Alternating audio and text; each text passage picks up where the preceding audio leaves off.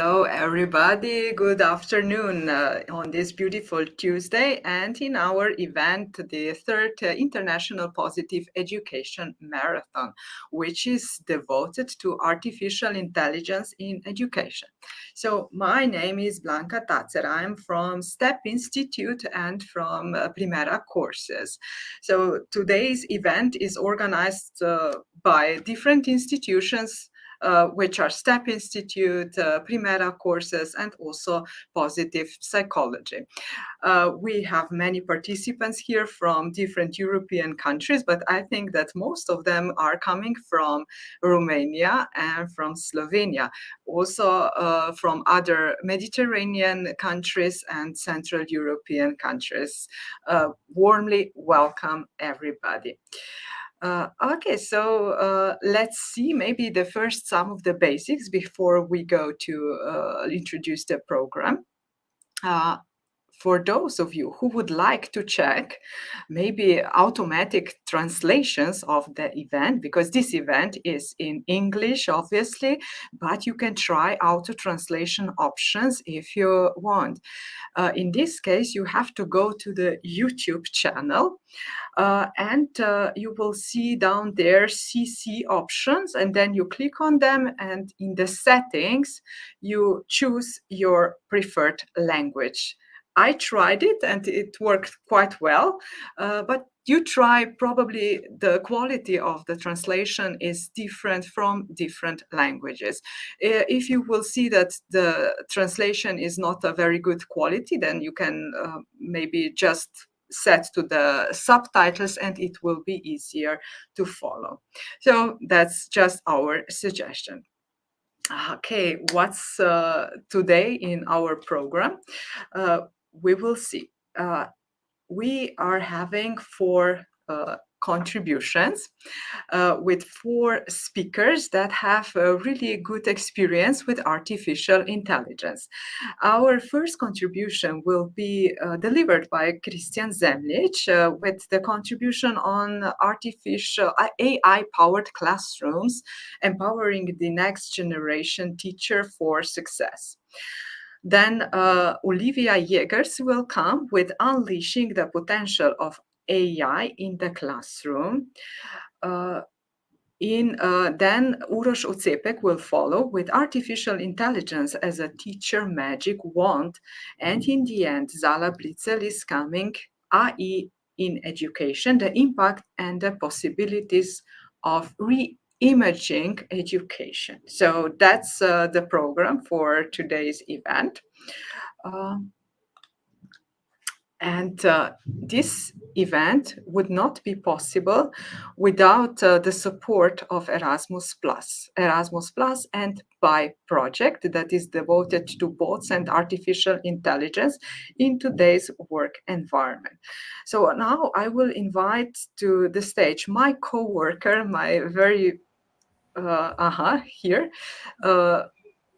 My co-worker that we work together for several years, Yernea, and she is one of the team member of the BI project. So can you tell us a little bit about the project before we start with the program? Of course. Thank you, Blanca, and welcome everybody. Hello from Ljubljana, from Slovenia. And let's just jump to our great BI project. BI, Bots and Artificial Intelligence is an Erasmus Plus project that responds to the needs of European workers who already see or will soon see how their work environments are getting transformed by the emergence of the artificial intelligence. And the main objective of the project is to support them in this process in developing the necessary skills that they need to efficiently deal with the challenges, of course, that AI at work can bring. And within the project, we first created a case study report. And this report illustrates the current situation in participating countries in the processes of incorporating AI and also robotics in European companies. So the participating countries of the project are Poland, Portugal, Italy, Spain, Turkey, and Slovenia. And this report includes specific examples presented by the protagonists on how these incorporation processes have impacted the company as well as the workers. The information collected is available as a written report, but it is complemented by video testimonials that are available on our project's YouTube channel. The second result of the project is the training on AI literacy and key soft skills that will address the development of the skills that employees need to better function in the work environment where humans, robots, and AI can coexist and also create an added value. The training is divided in 4 modules, and it is already available on the project's website in English, and soon it will also be available in other languages, 6 languages of the participating countries. So we warmly invite you to visit our project website, to check the social media and learn more and use your curiosity to explore the contents, this area that also we explored in the project. And of course, if you have any questions, you can always write to us, and we will be happy in our team to respond and create something together maybe in the future. So this is very shortly from me. I am happy to be here and looking forward to our presenters. So thank you, Blanca. Thank you very much, Ernea. Yeah, of course, all the presentations will be available in the Facebook group, Pan-European Conference on Digital Education. So if you want to follow the presentation, just go and on the Facebook group and follow the presentation over there. It's here, yeah, it's also on the slide. We will also put the link to the Facebook group in the comments so that you will just simply click on them. Okay, now I believe that you would like to meet our presenters, so who they are and what they are doing. So I will ask first, just a second. I also manage the technical aspects of this event, so that's why sometimes I'm a little bit slow, but we will manage. Okay, so welcome, Kristjan. Kristjan is our first presenter. He works with artificial intelligence quite intensively, especially in the training of others how to use it, and with grant writing, right? Exactly. So, yeah, but anyway, tell us a little bit about yourself. Okay, so hello everyone. Thank you, Blanca, for inviting me to this beautiful event, and you're pretty well with managing all these technical aspects, must say. Anyway, I'm representing Global Disruption, which is a brand and a team basically behind who is mostly doing with innovation and funding in general. So in the past, we were mostly focused on working with deep tech and high tech companies and institutions of knowledge like research institutions, universities, schools, and so on, where our main intention was to further develop and bring any kind of innovations to broader public. Now, in last recent years, of course, we very dive into this AI, which obviously not just a buzz, but something that obviously will stay and stick with us. We went pretty deep into that. Must say that upgraded our skills in this aspect and started to efficiently implement it in our daily workflow. Not just grant writing, where of course it was our first primary objective, because not just hours but weeks can be saved, but also in other aspects of our work like marketing, day-to-day administrative tasks, and so on. And based on that experience, we developed a few trainings, already trained over 100 and more experts from around, countries from all over the Europe, but at least from 70 to 80 institutions. Yeah, I'm very eager about the topic, maybe even too much into it. Could talk for hours about it. My kids say, come on, Dad, please stop.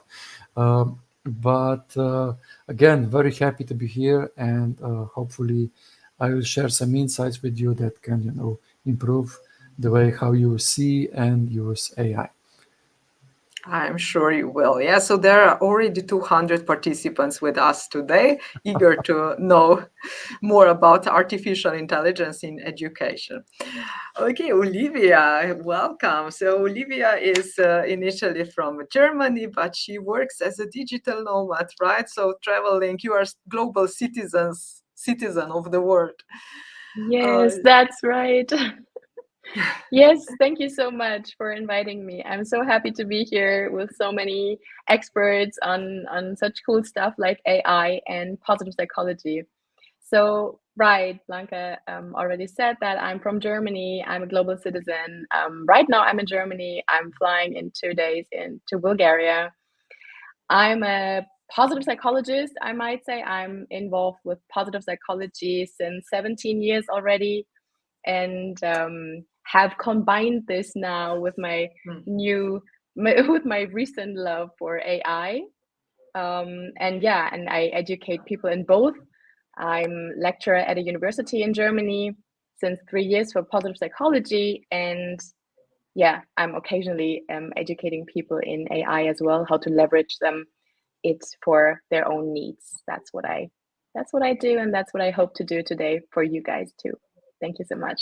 Definitely. Thank you. Looking forward. Okay, and Uros is here. So Uros is one of the best teachers from Slovenia. He was even awarded last year with the Global Teacher Prize.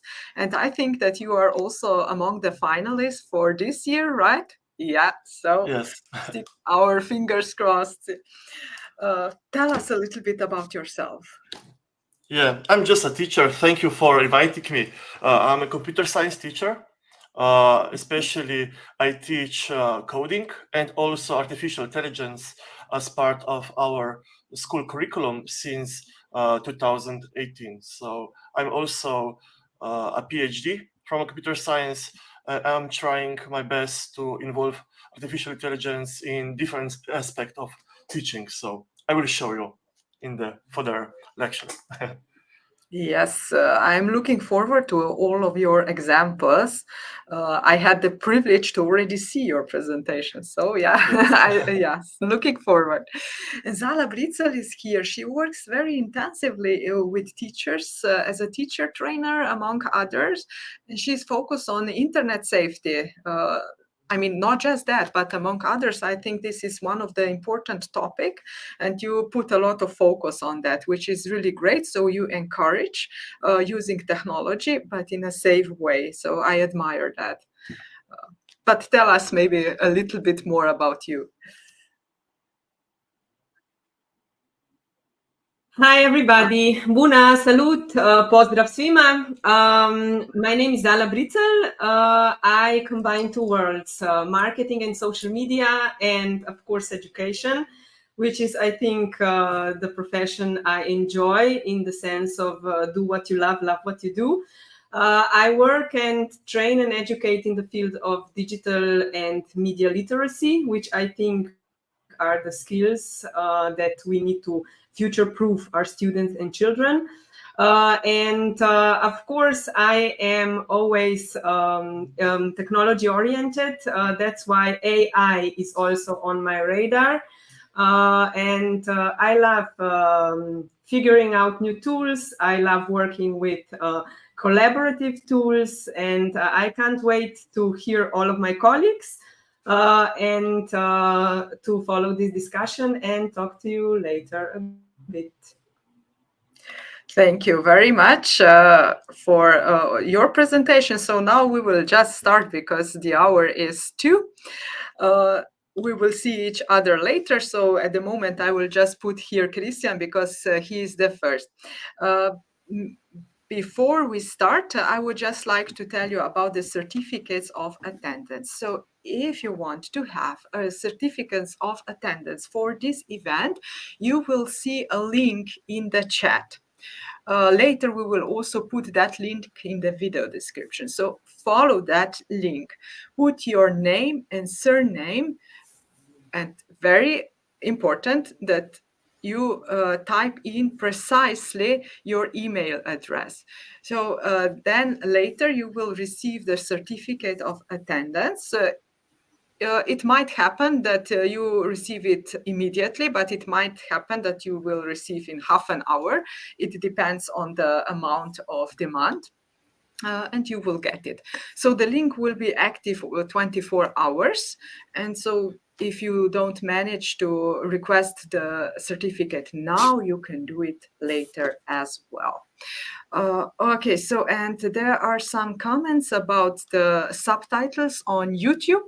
Yeah, I believe that maybe you have different settings on your computer, so maybe it might happen that it in some of the computer subtitles doesn't work, but in some of them they work.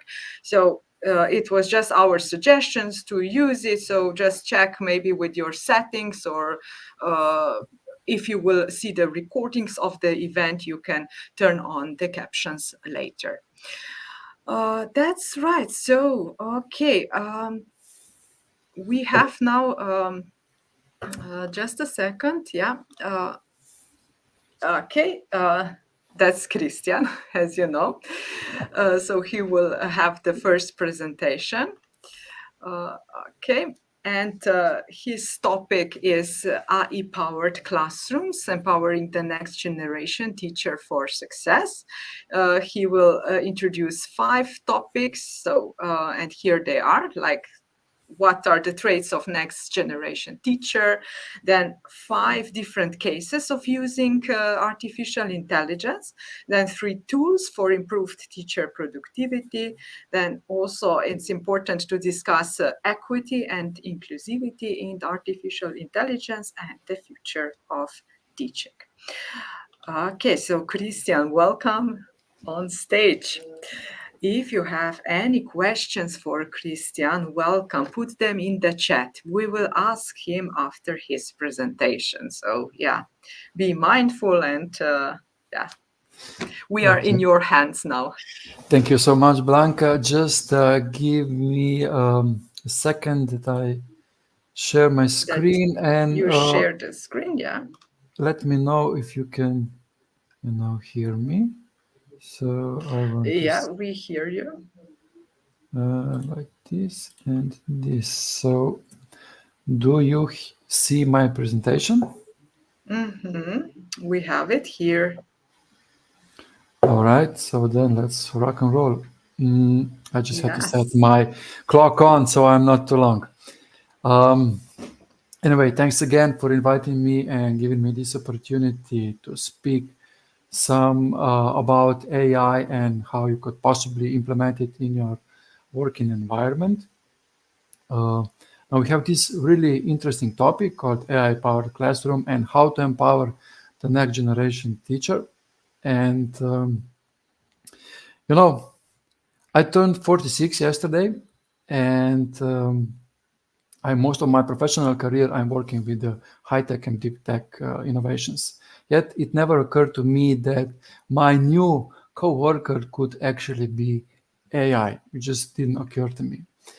And because the reason why I'm so fascinated is because I remember when I got my first personal computer or PC back in primary school.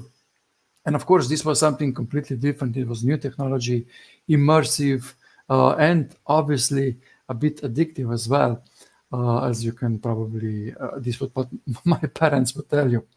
Anyway, many years went by and we didn't see such a significant progress in terms of new impactful technology, at least for me, until I started going to university, when I was introduced to 2 breakthroughs, and one was meeting the internet and the other one was mobile phones.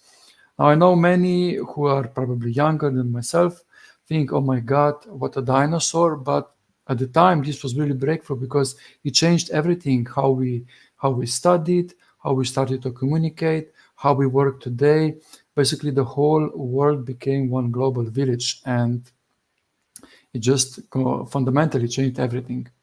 And then from this last decade, for example, was again more, let's say, quiet. So we saw a lot of progress for different technologies, but no real impactful breakthroughs that would really impact the society in general, like AI. Now, last year, suddenly it appeared, if it was not like that, but it appeared like that, AI emerged, and obviously it touched everyone and each of us. So probably most of you noticed that to start using it, it's not very difficult. I mean, at least the first version of ChatGPT, for example, if that was your first touch with it, was really, straightforward to use.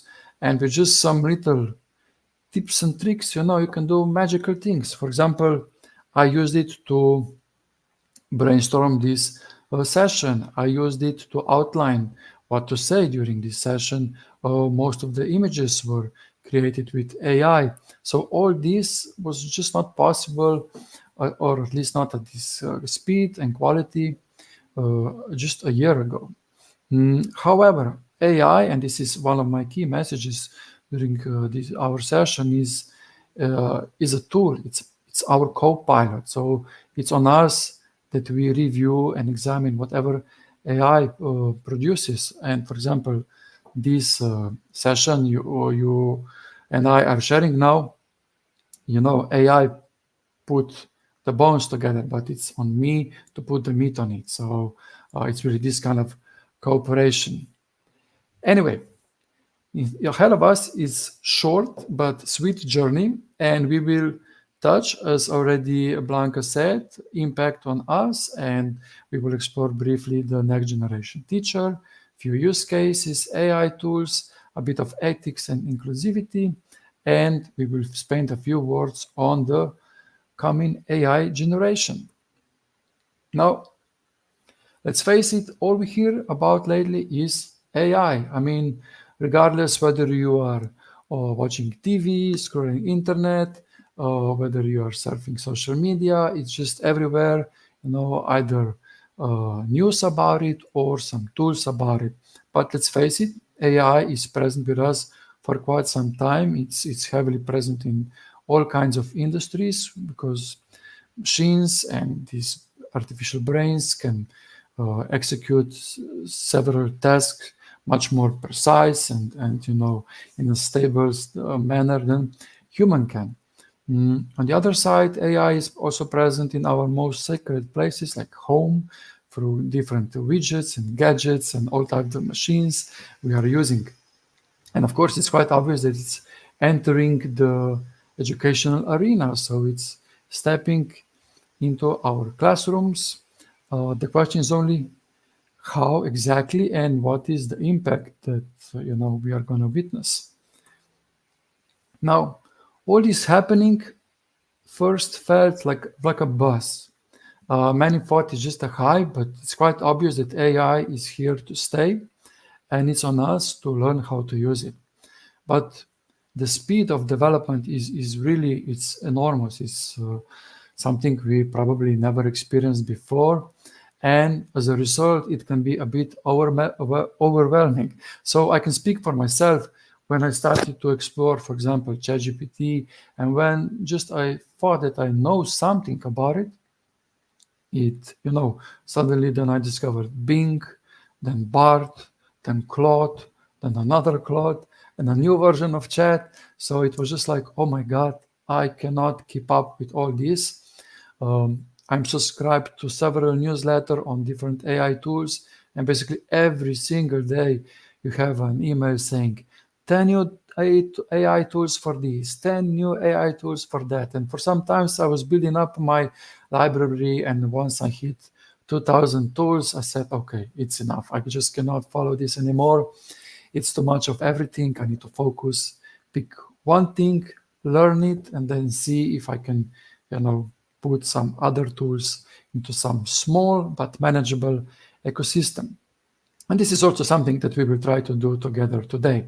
Now, on the other side, we have this news, like 3 million jobs could be affected or replaced by AI. Of course, this doesn't help us really. It just adds, let's say, some salt on our wounds and adds to additional pressure, because who doesn't worry, like, what does it mean for me? And I actually dig into this study, actually several of those, but for example, this one from Goldman Sachs can easily reveal to you that you can expect that 27 to 30% of our tasks could be, delegated to AI and automated. So that's, of course, putting our professional existence under question. Like, what's waiting for us? Are we done? Now, this is the question I get often. So does it mean that we need to become some kind of cyborgs, half human, half robots? And luckily, the answer to this question is no, we don't have to, of course not. But let's make no mistake. So another study from Harvard Business School and Boston Consulting Group showed that, let's say, knowledge workers who are working AI, and in this particular study, they were using GPT-4, well, they were much more productive. They finished 12% more tasks, they were much faster, and 40% of this trial group delivered higher quality results. Now, as you can imagine, this is possibly a new norm. Maybe not today, but in a year or two, we can expect that this will be like some norms that we will be expected to achieve. So it's on us to adapt and evolve.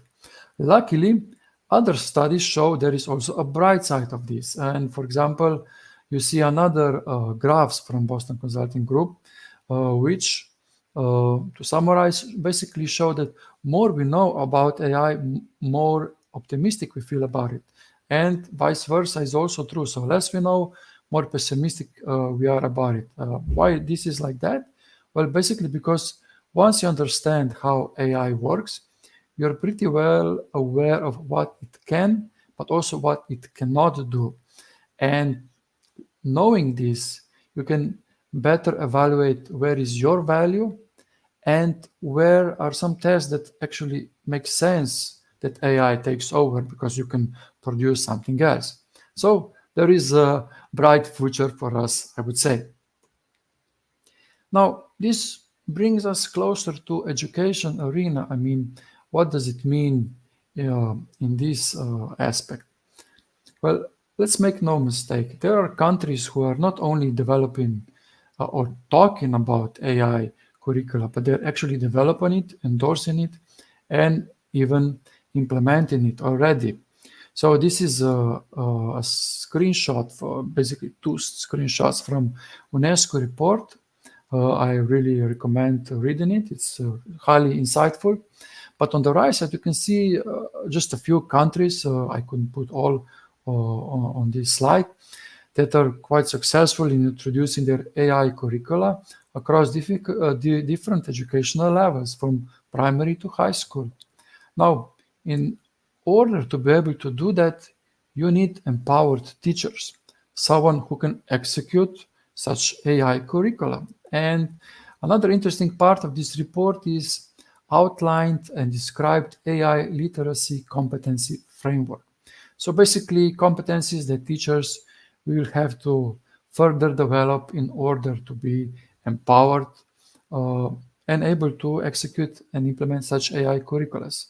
Now, if you will read this competency framework more in details, you can easily learn that it's written very wisely. Basically, it applies to most of us, and I believe that in the years that are coming, most of us will have to develop and upgrade our competency framework in terms of AI. Now, why this all matters? Well, there is a discussion about jobs of the future, and this future is actually, it's here. And for many, this discussion seems a bit abstract, like what these jobs actually are and is it something very concrete or not? And let's stop for a second and look back for, let's say, 10 years. Now, when I did the research, when I was preparing for this session, I tried to find a few professions that didn't exist or were very rare at the time, 10 years ago. And on the left side, you can see some of them which are very common today, like social media influencer, blockchain analyst, telemedicine physician, drone operator, e-sport game coach. I mean, all these kind of professions were just not existing. Yet here they are today. And it's really amazing that someone can, for example, make money by creating content for YouTube, TikTok, or Udemy classes, if we are talking about teaching. Now, on the other side, we need to look forward. And it's quite obvious that there are new needs, and these will result in new professions. And just to list a few, and this slide is basically taken from my dear colleague, Aleš Pers from Technology Park of Ljubljana, very active in this field. But you can see, for example, space miner or space tourism guide or climate change reversal specialist. So all these professions are completely new, not existing. They will need new competencies, new knowledge, new skill set, new tools, and teachers or educators in general. We need to be ready to help to grow these new professionals. Now, I will specifically touch the virtual teacher, as you can see. And does it mean that this virtual teacher is some kind of robot replacing the, let's say, normal teacher? Well, obviously not. It just means that the concept of teaching will most likely undergo some fundamental change as well. There are some thinkings and considerations behind that physical presence to deliver teaching or to consume teaching will no longer be needed. That means that everything will go online, not just online like we were used to, maybe using Zoom or platforms like this, but using virtual reality, mixed reality, and so on. So it's really on us to start preparing for this transition, because the speed of development is really outstanding. Now, this brings us to our concept of the next generation teacher. Now, as mentioned earlier, this teacher is not a robot or semi-robot. It's normal human being, but AI literate. What I mean by that? Well, I mean that the fundamental role of such teacher will be a bit different, not being just someone who delivers the knowledge, but also is mostly focused on facilitating learning or accelerating learning, being more mentor to its pupils and students, and so on. In practical terms, this could mean that, for example, it will not check whether kids are cheating if they use AI to write their homework, but that it will actually teach them how to use AI in an ethical way to solve problems, to prepare for lessons, and then how to engage into more complex problem solving with their own mind. Now, on the other side, this teacher is AI competent, meaning it can most likely operate or use different language models, different AI tools, maybe knows even some AI prompting techniques, and so on. Now, in front of you, I have listed 5 use cases, but I could list many more, to be very honest.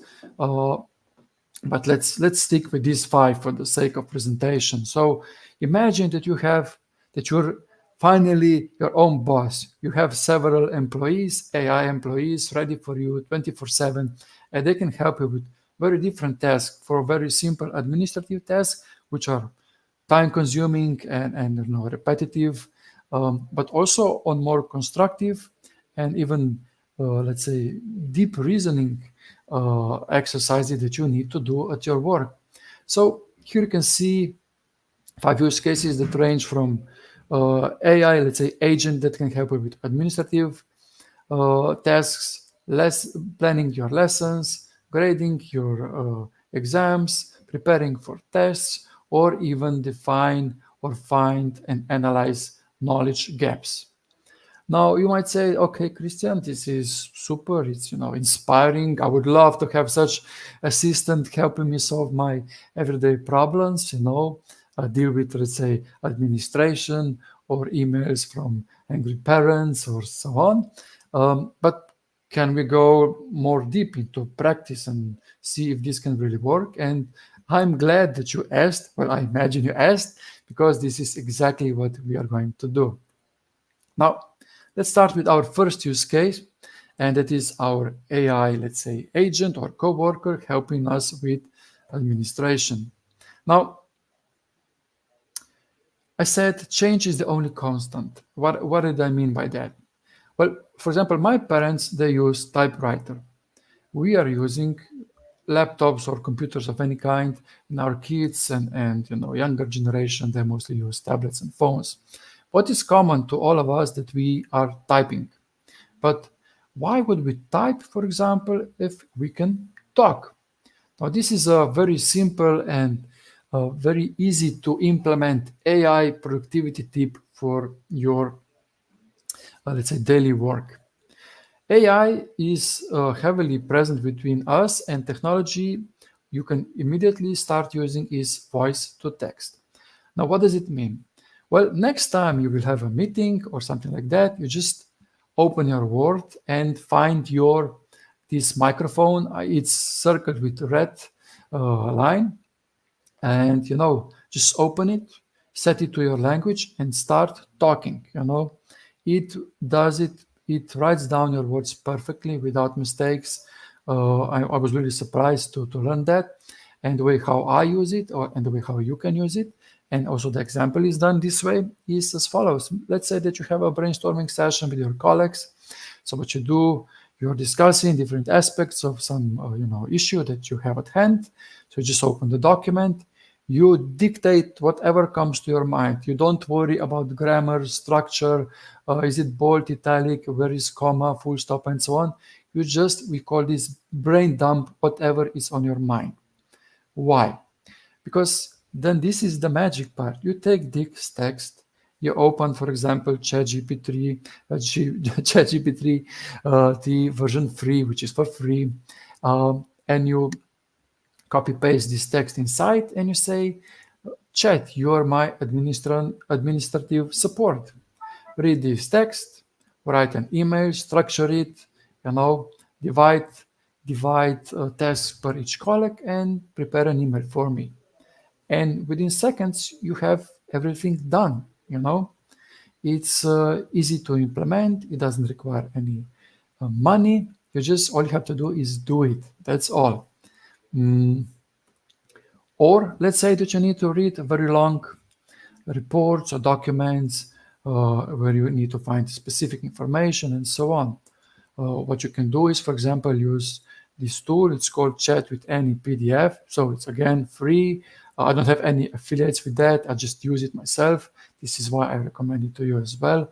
And what you can do is just upload a document of your interest and start asking questions like, what is this paragraph about? Or can you find this specific information? Or if you upload several documents, can you compare previous version to a new one and explain what were the changes? So it feels much more natural. You get your answers instantly, and shortens your time spent on different administrative tasks. Because if there is one thing AI language models can do, they can analyze texts very well. They can understand the context, the structure, the sentiment of writer, and you can use it in very creative ways. So I will give you a hint, which is not on the presentation.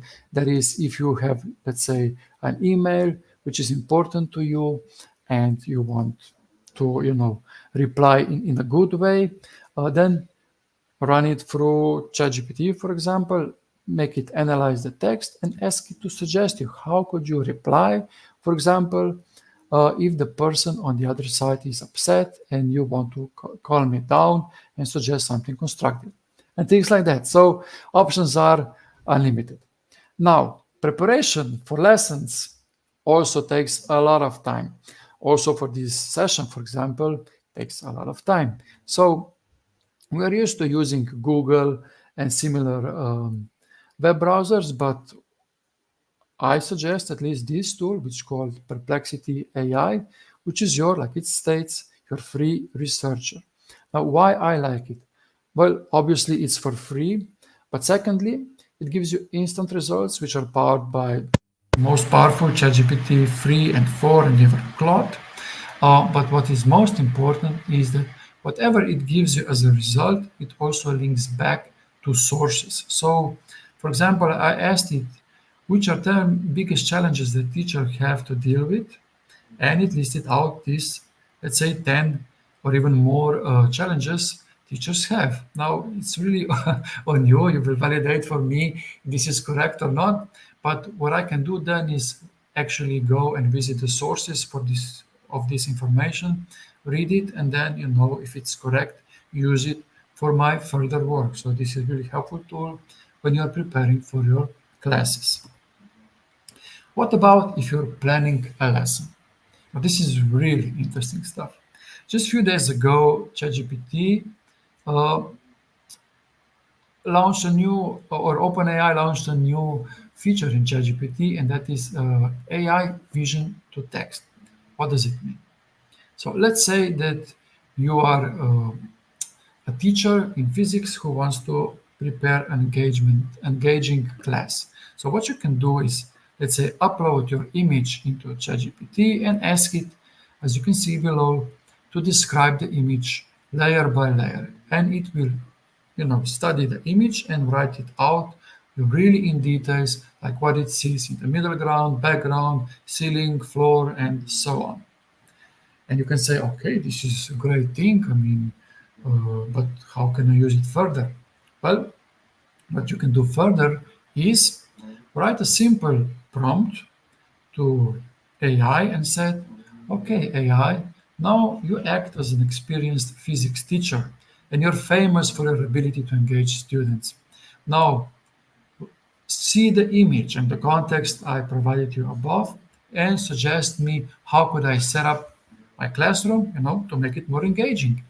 And AI will give you some suggestions. Now, not all will be gold, of course not, but it will give you some ideas how you can approach, what you can do with what you have, And this is just a start, because this is where your creativity kicks in, because once you have this context, you can ask it different questions, like ask it which experiments you could include in your lesson based on what you have, or which fun related tasks could students do to prepare for the class, or how you could simplify your explanation of complex topic just simply by stating, please explain this topic in a language of, 10 years old, 12 years old, depends on the context. Regardless, you can use it in many different ways. As you can see, I actually took the description and use it into ChatGPT to say, please now make an image of this setup, so I can just imagine what this could look like. Now, maybe you don't have an access to ChatGPT, or at least the paid version. So here are alternative solutions. You can use Bard, which is for free. You can see on the top right corner, it's basically very similar, at least on the first glance, similar tool. You just upload your image and you can ask it. And for example, I did it for our course we are offering to kids, also developed and supported by Erasmus Plus on entrepreneurship. Or you can use another tool, which is called Bing Image Creator. You can see on the left side and the images on the right. When you can, just by using simple words like do me an image in a topic of AI in education, and voila, it's there. Now, somebody might ask, well, is it worth to pay money for ChatGPT or any other tool or not? And it really depends on how heavy user you are. For daily tasks, free version is more than enough. If you use it a lot, then probably it makes sense because you have all the tools under one roof. I don't look at this as a subscription. I'm just looking at this like if I pay, let's say, $20, how many hours can I get back? Because I can spend these hours on training for myself or spending time with my family, doing sports or some other stuff. Now, last but not least, and another example, let's say for assessing uh, or giving grades to your students. Now, I don't suggest that AI does it for you, but imagine that you have this big, huge pile of exams you have to go through. So what you can do basically is just ask AI to say, okay, analyze this text, and these are the rules. Now, please go through each of the text and suggest per student what are his strengths, what are his weaknesses, and recommendations what he should do or she should do to improve her skills in this area.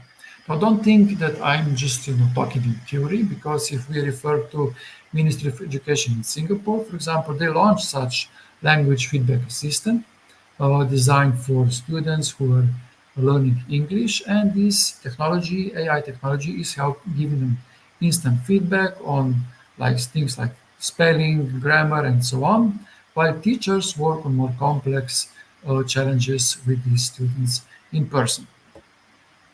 Very briefly, because I see we're running out of time, ethics and data security, also inclusivity. Well, AI per se is inclusive, so by default, there is you can at least here everyone can take part. But regarding ethics and data security, let's put it this way: do not share what is sensitive and confidential. And for a start, you're good to go. So don't share anything you wouldn't share otherwise publicly. But with your daily operations, at least for now, I think so many companies and schools and universities are already using it that I believe there is a use case for you as well. Now, our future. Are we going to be replaced by robots? Well, at least in near future, I believe that not. But I believe that near future already belongs to generation AI. And while many think that generation AI is yet to come, so from next year and years to come, I believe that generation AI is already here. Because for the first time, I think this is not framed by years of when you were born, but basically it's more about our mindset. So what can I do with AI?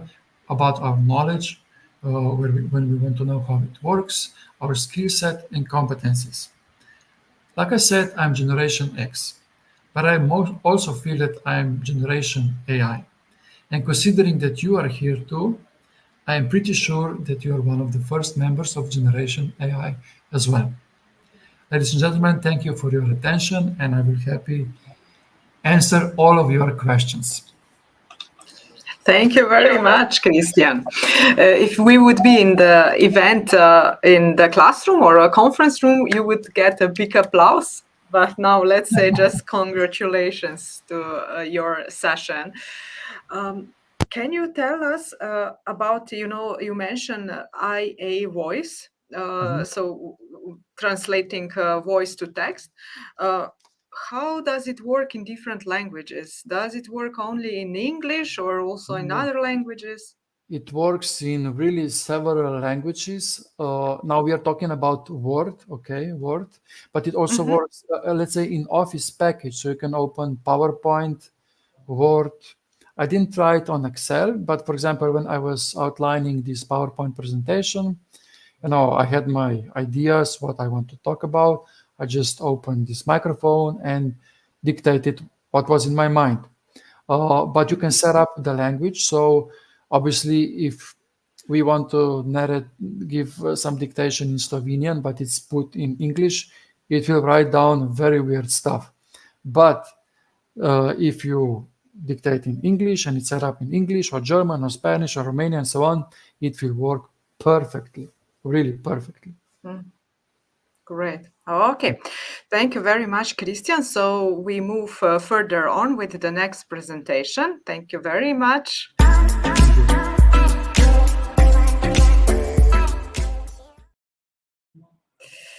So now we have with us Olivia again, which you met before. So Olivia will share with us the topic, Unleashing the Potential of AI.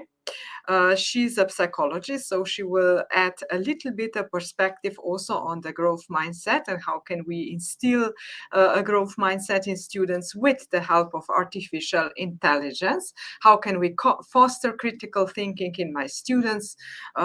She will also ask herself and think about what if they cheat and provide some ideas about that. And how can artificial intelligence empower teachers in our daily work? How can we increase creativity, originality, consideration? Did I tell everything? You told everything and more. And more. All right. So, yeah, the floor is yours. Without further ado, yeah, thank you very much. Okay, yes, thank you so much again for welcoming me here. If I sometimes look here, then it's because you are there actually. Can you see my presentation now? Yes, in a second. Yes. Okay, now. cool. Yeah, now we see. Exactly. Amazing. Okay, thank you so much. Yes, for inviting me here. I'm very, very happy to be here. Welcome to everyone to my talk about GPT-4 in the classroom. I'm also very happy and excited to have heard Kristjan's talk before, and also really cool to see that we have very similar take-home messages. So yeah, I hope you enjoy my presentation as well. Yeah, so I'm a psychologist. I'm coming from that side. I'm not in the technical part, but I'm a big AI enthusiast for sure. I have tried out so many things in the past year, preferably. And when the big wave started, Kristjan mentioned it as well. I was right there. So of course, you will know that this can be just a short introduction and overview, a quick example, what I can provide in the 20-25 minutes. But I really hope this will pique your interest and curiosity, and hopefully even motivates you to try things on your own. And obviously, I could go on for hours here in this topic. I really love this, and I'm super excited about this.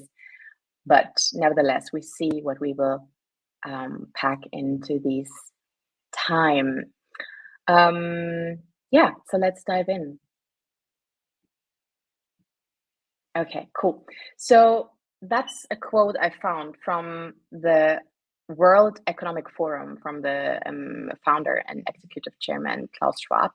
And he said, in the 21st century, the capacity to continuously learn and apply and integrate new knowledge will be the key competency.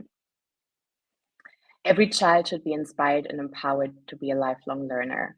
That is so what I think as well. And I appreciate it to hear it from the economical side as well, which means that, okay, even they understand learning is really, really important, and lifelong learning is really, really important.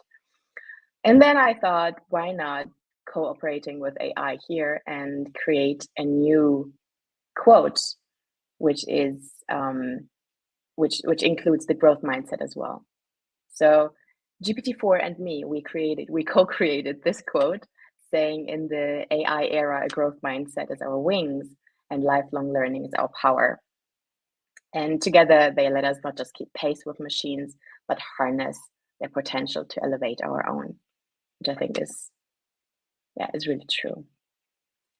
So first of all, when Blanca invited me to this conference, I asked, okay, so who's the audience? And she said, oh, it can be like the teachers, it can be any age that they teach, and it can be it's so divergent. I was like, okay, that's cool, but I don't know even if we all start on the same page. So I just wanted to include really quick what I actually mean when talking about AI. So some call it the fourth industrial revolution, right? Kristjan mentioned it as well. It's a real transformation. Like when computers were coming into the offices, Kristjan mentioned the smartphones as well, or the internet was available to everyone. That's really, really a big thing. And maybe you can just write in the comments who has tried out ChatGPT before or something similar. There are multiple other large language models, large language learning models. Maybe you can write it in the comments. And here is just what I mean when I refer to AI. It's the LLMs, it's the generative AI, which means it's artificial intelligence which generates things like text, video, images, other things. And you all got the slides, so you can read later more if you're interested. But just to start from the same page, I put this description here. Oh, and also something I want to quickly underline, it's prompt engineering. What is a prompt? Because we will talk about that later. A prompt is in general just like the sentence you tell the AI what to do next for you. So Kristjan also gave us some examples. We will come to another example as well. And prompt engineering sounds so technical, but it's actually just like you prompt, like it's the science of prompting, but you can just start. That's what Kristjan's message was as well. I'm happy to refer so much to Kristjan's because it was a really good talk and really exciting talk as well. Exactly. So also we were talking about growth mindset, and coming here as a psychologist and as a positive psychologist, it's very important to me that we talk about growth mindset as well. And just also to start here on the same page, I want to take you with me and just quickly define it again. So a growth mindset, and I think this picture really shows it very well, just actually obviously made by AI and me. Growth mindset is the belief that intelligence and abilities can be developed over time with hard work and effort. And as we all know, fostering a growth mindset in students is leading to higher motivation, more confidence, better performance, and more happy students. And that's what we like, right? I like them for sure. It's that they will embrace challenges better and view failure more as a learning experience than actual failure. And they are also learning resilience and persistence when facing a setback. And as we all do know as well, it's very important in order to foster a growth mindset, to emphasize the effort over the talent or the actual outcome, in fact, to help our students to embrace this and also, allow them to fail. And when I remember in my classes, and obviously it might be very different than in yours because I have the students and psychology students, and they want to be there, they want to learn stuff. But we had this term of mistake friendliness, and maybe you have heard about this before. It means, well, we welcome mistakes. When mistakes happen, we show them and we learn from them. And also when I make mistakes, I try to create a culture where we all learn from our mistakes, and where it's not a shame, but it shows us, oh, there's opportunity to learn. And if they made the mistake with this task or with this exercise, the group, and they showed us, maybe I can learn from theirs and don't make the same mistake again. And also in my classes, we went one step further and went to mistake happiness, if you call it like that, because I taught in German, so I had to translate it. mistake happiness. That means we really embrace it, and we really, we're happy actually when something occurs, because then we know, okay, cool, that's an opportunity to fix. So that's basically growth mindset.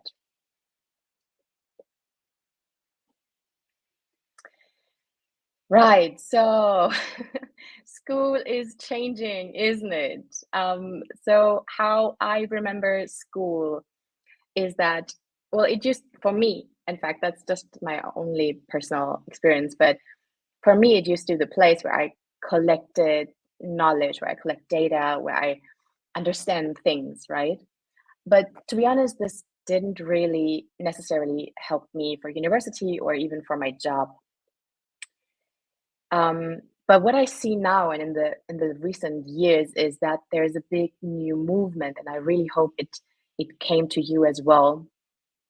And the big new movement in education is exactly about fostering and developing skills like growth mindset, and skills that are way more than just collecting data and collecting knowledge.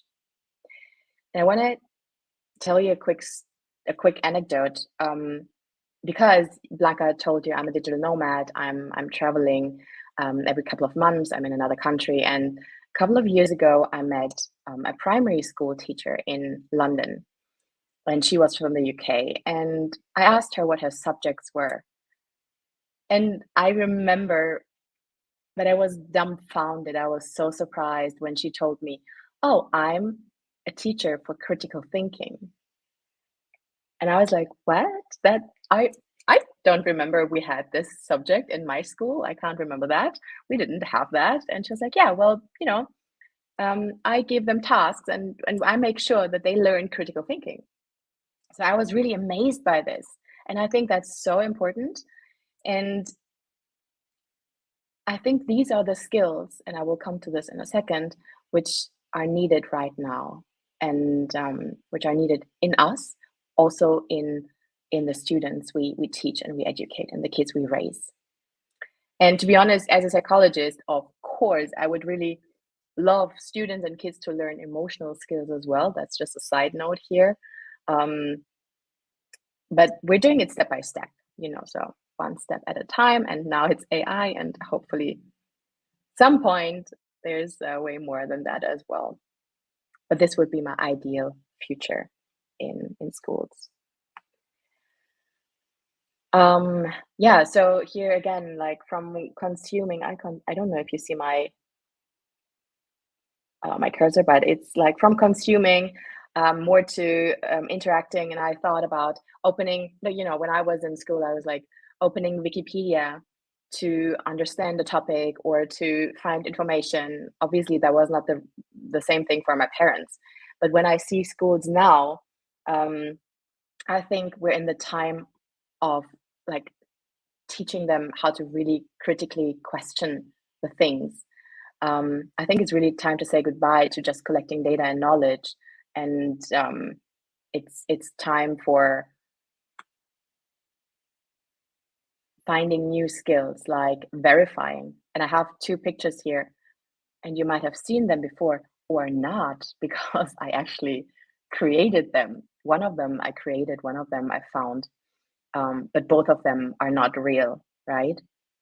So today for me, it's way more about skills like critical thinking, it's creative thinking, it's reasoning, problem solving, logical thinking, analytical analyzing, questioning beliefs, and how to gather information and verify them. So what is real, what is fake, what can I trust anymore? Is there, Mom, I saw a picture of Albert Einstein riding a motorcycle. Did you really? Or Michael Jordan, I want to say. No, Michael Jackson working in a pizzeria. Obviously, it's not true. And it's going to be a big challenge for all of us to actually develop these skills of verifying and gather information and putting them into context. All right. And I don't want to go too political here, but in my honest opinion, I really feel that we have to raise kids We have to educate kids that can think for themselves, that have the skills to verify and put things into context and handle generated knowledge, because that's the era we're here. And also I'm referring to Kristjan again, who said, well, it's not the future, it's here already. And if our kids handle this, and if our students handle this, like, we have to handle this. We have to guide them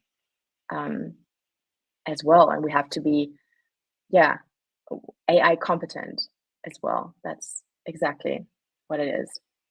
And to support our students and us as well in developing these skills more, AI is actually of pretty good use.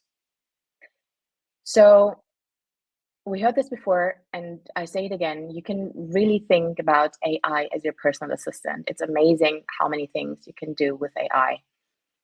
But of course, it's a very, very accurate assistant, like very accurate.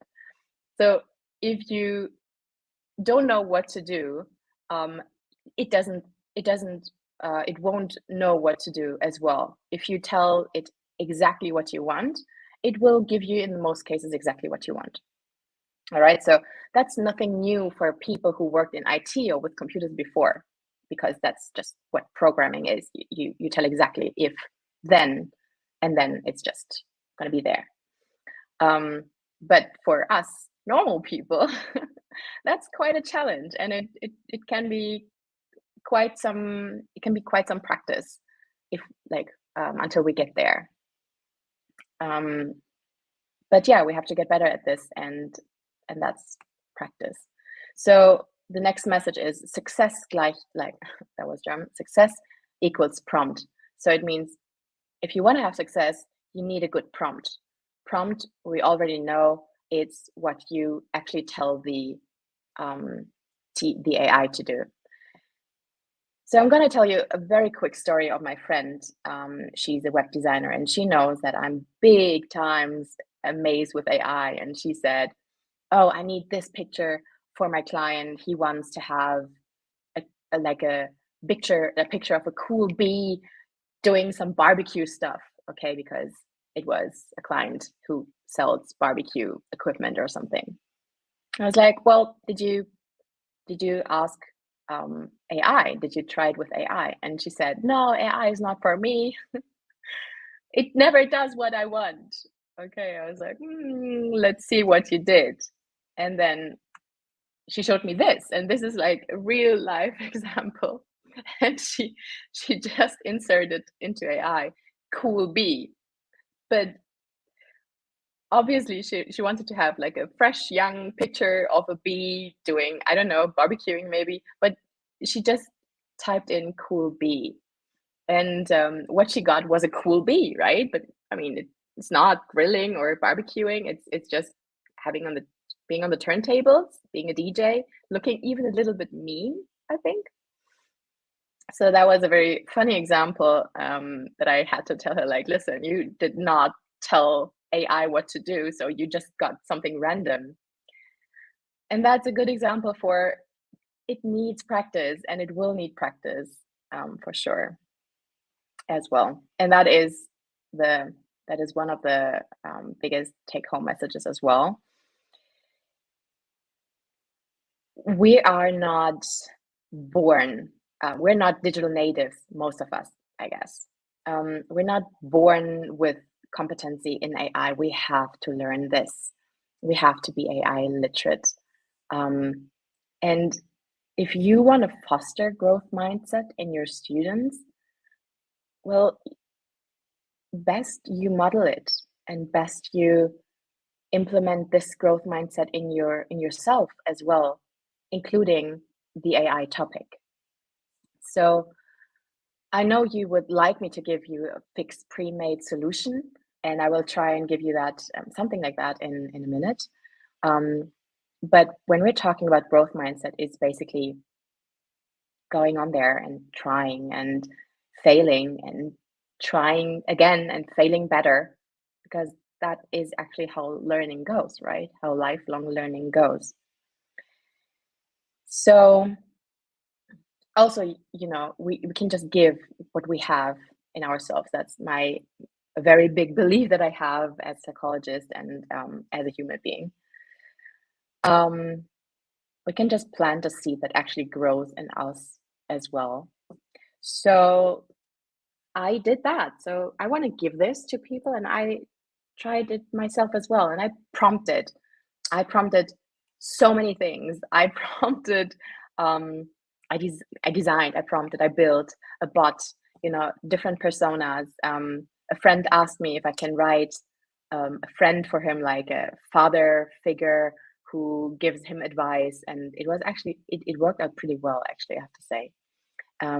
I prompted a chef, which gave me very detailed instructions to cook keto meals, because I'm eating keto, which is low carb, high fat, and sometimes difficult on traveling. Anyway, so I did that, and I had a motivation coach for another friend who wanted to have a motivation coach like Rocky Balboa, and this all worked out pretty well. I even had my voice cloned. Blanca was just asking about this, right? I had my voice cloned, so it could read to my godson like fairy tales. So, and I don't have to read everything in my phone and then send it to his mom, but just let it read in my voice fairy tales, and that's really nice. So actually, also for this conference, I prompted, and I was kind of creative, I think. And I think, you can be as creative as that as well. And you can totally do the same with your students in your classrooms. And you can also plan start the project with them, plan them, prompting it, improving it over time and stuff. So what I did here was, I was thinking that it would be very cool when I think back to being myself as a student. My mom was working, my dad was working, so I was mostly alone at home, and sometimes I would have liked to have someone who would help me to repeat the stuff I learned at school, or help me just with ask about it or something. It's like, oh, it could be actually so cool if I would have something or someone who could ask me these things and could help me to practice and repeat what I've learned at school. So curtains open for Edu, education bot. Blanca, I need the video now, if you... I will. Thank you.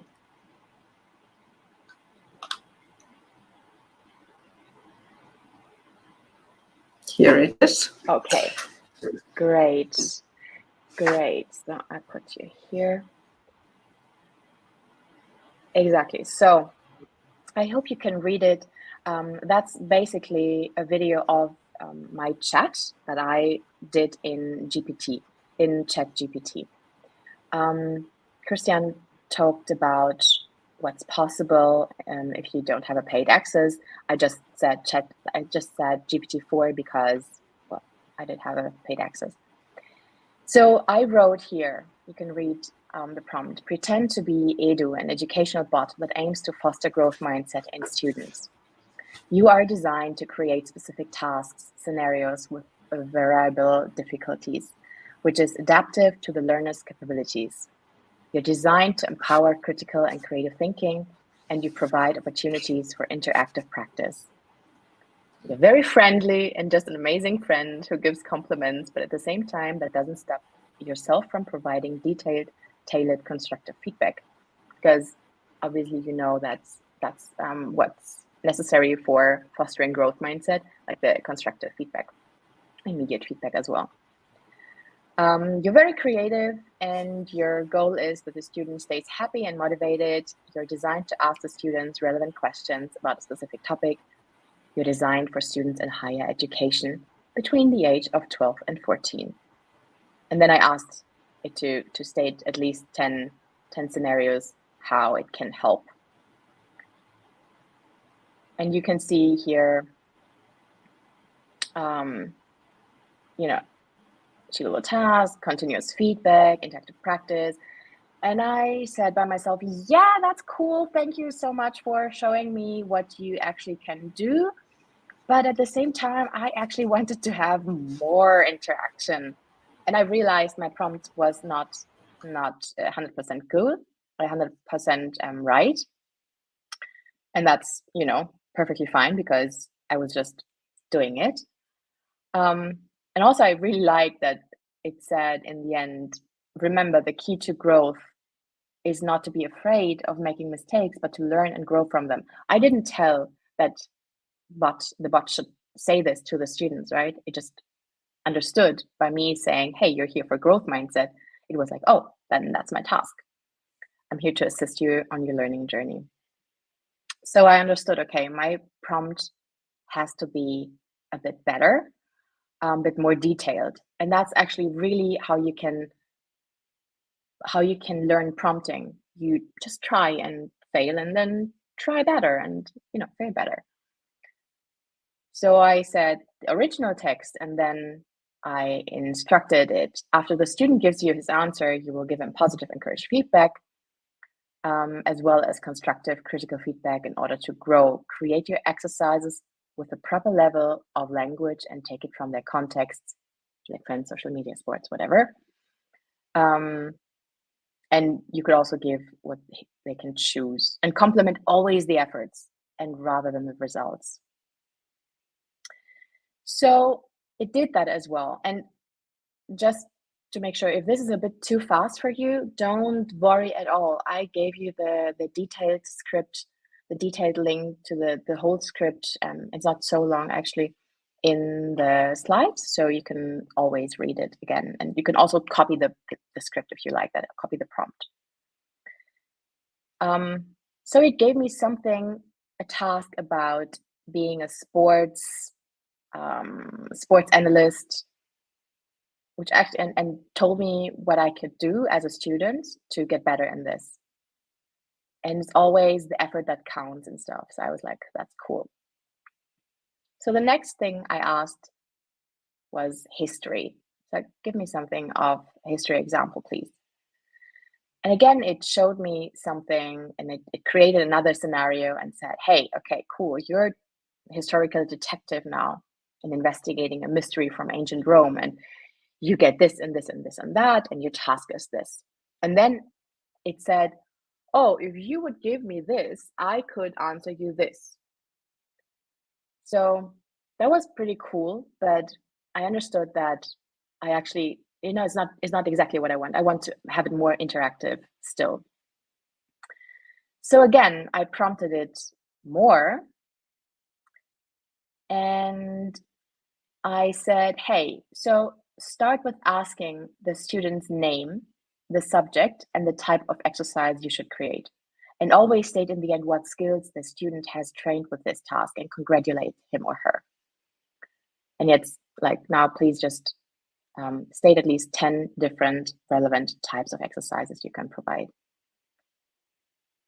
And now it came with quizzes, scenario-based tasks, discussion prompts, math problems, project-based, code writing, research assignments, like all kinds of stuff. I was pretty impressed, but I was also not satisfied with this. So I said, okay, give me 20 of that. So here you see what it came up with. Fill in the blank exercises, which were frankly something I had a lot of in my school days. Fill in the blank exercises, scenario-based text, coding again, math again, role-playing exercises, visual art projects, mind mapping, interactive simulations, puzzle solving. And I really liked this, and I said, okay, cool.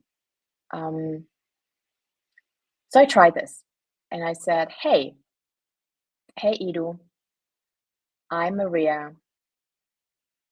I'm 14 years old. My teacher says I should learn more in biology. Can you create an exercise for me in biology with debate preparation? That's what I chose. We currently learn about genetics and how to inherit specific features from parents to kids.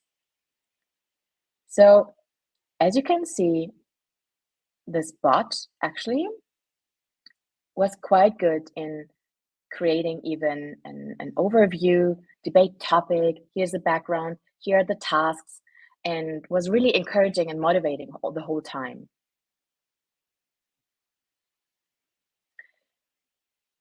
And opening and close statements. So the video is going a bit more, but in fact it's just me pretending to be a student and asking, hey, how long should it be? And the bot is like, hey, I'm gonna support you and telling you how you can structure this as well. And then I'm asking again, pretending to be a student and saying, hey, I'm tired, can you do this for me? Trying to cheat a bit. And then it said, oh, if you're tired, just, take a break. And if you want me to do this, I'm here to assist you, to guide you, but I can't do this for you because you would miss out of all the amazing things that you would learn, like critical thinking and creative thinking and all this kind of things. Yeah, you can see here, I'm tired, I don't want to, all these things. And then in the end, I said, all right, cool. I will give this to you and it will provide me the results. Exactly. So you can see as well, I could go on here for hours, but I know our time is limited. So let me get back to the presentation real quick, and you can ask all the questions in a second. Exactly. So you just saw Edu, which is EduBot. And if you are asking me now, if you're asking me, hey, if I can do this, like, what is my job anymore? Will I have to be a cyborg or not? Or will I give everything to AI? No, it will just change. It's just going to be different, but we have to keep up, And there are some recommendations. Be a lifelong learner yourself. You can just give back to the students what you actually have, and take a course and educate yourself. What you're doing right now, this is amazing. I can see you, Blanca. Okay, I'm coming to an end. So the take-home message is really, really just practice prompting. Just go from here. The sky is the limit. Just do it. Just start. We talking about limitations as well. The same. Do not share sensitive data. And AI produces hallucinations, which I'm sure you're aware of. It just isn't always right, and you have to be aware of that. And you have to be, you have to make the students aware as well. So, as well, it's the same message like Kristjan. I'm really happy that it happened to be like that. Everything changes, but one thing remains: change itself.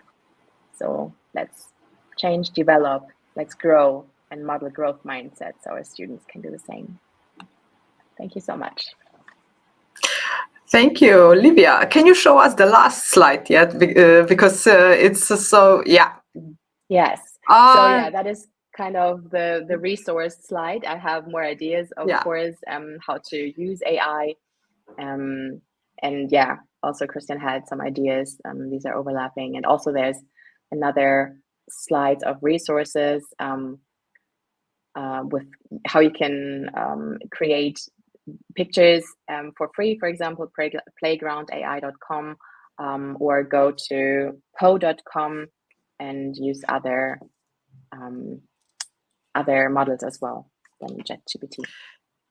Yeah, that's what I wanted you to tell us, because you had the whole team, actually, artificial team with you when preparing this session. So thank you very much, Olivia.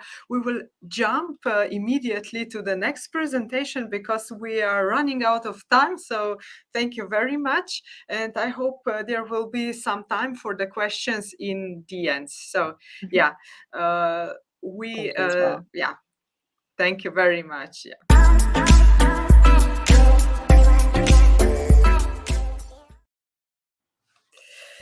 We are back with the next presentation. Uros Ocepek is with us. So the topic now is artificial intelligence as a teacher's magic wand. So Uros uses artificial intelligence in his teaching practice, and he will share his experience with us. So how can we utilize AI in education? How can we empower students? And why it's important to nurture and educate innovators in the high school level. Welcome, Uros.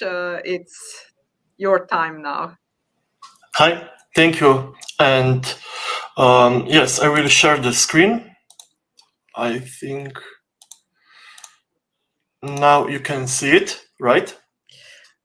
Just a moment. Yes, we will in a second. Yeah, it's Okay, here. Perfect. So yes, I'm a computer science teacher, as you know, here in Terbolia, and I'm also kind of researcher of artificial intelligence. I must admit that I'm not used to speaking English, but I will try my best to present you my work, especially work of my students. Just fun fact, I'm from the Zala region. We are in the center of Slovenia. My school is called Secondary Technical and Vocational School. We have seven educational programs, as you can see. There are from the field of upper technical education, upper secondary vocational education, and short upper secondary vocational education. I'm a computer science teacher on the program called Computer Technicians. So my students will work in industry, and I hope there will be also some kind of teachers of computer science. And another fun fact about my region, we have the highest chimney in the Europe with 360 meters. So welcome to the Zala. Yes, we are kind of pioneers of artificial intelligence. As you can see here, since the year 2018, we are the first school in Slovenia that teaches subject related to the field of artificial intelligence. Here are drawn a lot of computers. Each computer represents the school's institution that runs computer technicians program. And as you can see, we are the first and the only school that teaches the whole field of artificial intelligence. We specialize these subjects to data mining. So we are promoting not just using AI in education, but also promoting the lessons from the field of artificial intelligence, because we think that students need to be creators and innovators, and artificial intelligence can speed up the whole process of innovating and creating something new. Here is the diagram because we use artificial intelligence in the process of learning. We, of course, using artificial intelligence as part of lessons, and also students works on projects that are related to artificial intelligence. So 3 points of view, and now I will present you for each part how we do in Terbolia in my school. So the first students project was called Trshica. It's a learning environment. This Trshica stands for the recommendation system with a constructivist approach of learning. So it's basically recommender system as eBay, Amazon, and so on. So here are the learning objects. Students learn with them, and of course, after the process of learning, student gives the grades, marks, stars, as you can see, and then this system recommends to student another alternative learning object, learning material.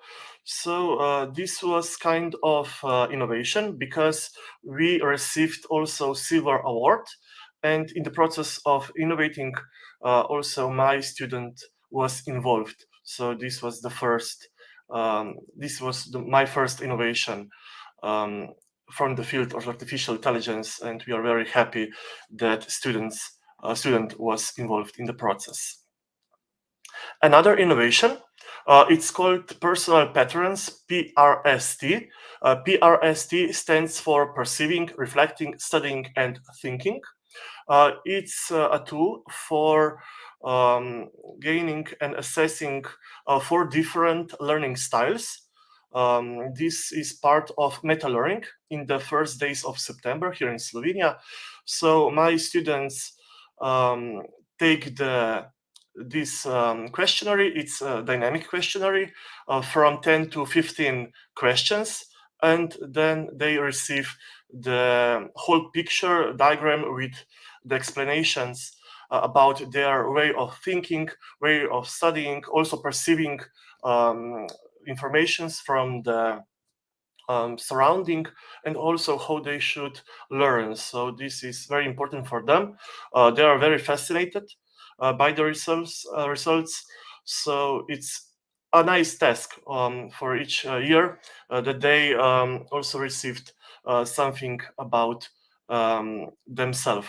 And especially this task is very also important because with this task they also see that we are different, that we need to include all kind of diversity, and that all dimensions are the best. There are no the best dimensions. We just need to gain each skill, each learning styles in order to gain the goal. And this is very important to also present to my students. And at the same time, this is also feedback for me as a class teacher, because I better understand my students if they are more talkative, more energized, and so on. So you know what I'm talking about because you're a teacher. So I also received the Golden Award in the year 2017 for this innovation. About introduction of the artificial intelligence in secondary education, I will also present you the whole idea of the curriculum for this subject. But I must just say in this part of presentation that I am artificial intelligence researcher, because I also passed the PhD thesis of the field of artificial intelligence. And I think that this field is very important, not just to promote the technology and IT sector, but also to gain soft skills of ethics and also to be critical thinking.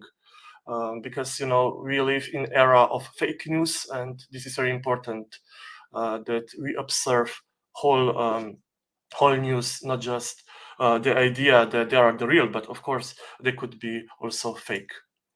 I also received a Silver Award for including artificial intelligence as part of school curriculum as regular subject in school.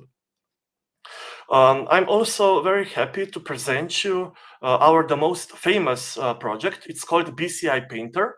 BCI means Brain Computer Interface. So this means that you have a special head on your head. This head has 8 sensors, electrodes. These electrodes sense your brain wavelength. And then you just imagine one of the 9 brush strokes, and the picture is drawn just by your thoughts. We received Golden Award of our Zala Chamber of Commerce, and also we received National Award. Also, students were involved in the process of innovating and designing such innovations. So this was pretty much big thing for us, because we were the first school that received national recognition on the field of the Chamber of Commerce. So yeah, it's pretty big achievement for us. And now about designing a subject related to artificial intelligence. So directly translated from Slovenian to English, it's a professional module inside the open curriculum, and the subject is called Introduction to Artificial Intelligence. So here are 5 points. So this professional model is part of curriculum of computer technician educational program. So this program is part of secondary professional education. The aim of this learning subject is to provide students not just the theory, but also the practice, especially from the field of data mining. I will show you one of the most famous projects. Of course, the reason why we started to teach artificial intelligence was also that Slovenian researchers are of the top of the best researchers from the field of artificial intelligence. So this is very important also to promote that we have skills, we have knowledge in Slovenia from this field. And of course, every step we encounter technologies that have the seeds of artificial intelligence. About the project, here are 4 main goals that were set. The first, of course, how to use Orange tool. Orange tool is tool for data mining. It's a Slovenian tool and pretty much famous for the data mining. Of course, because I'm a computer science teacher for coding, programming, our students also should use Orange library to write a code in Python. The third goal also was to build their own model to predict some results.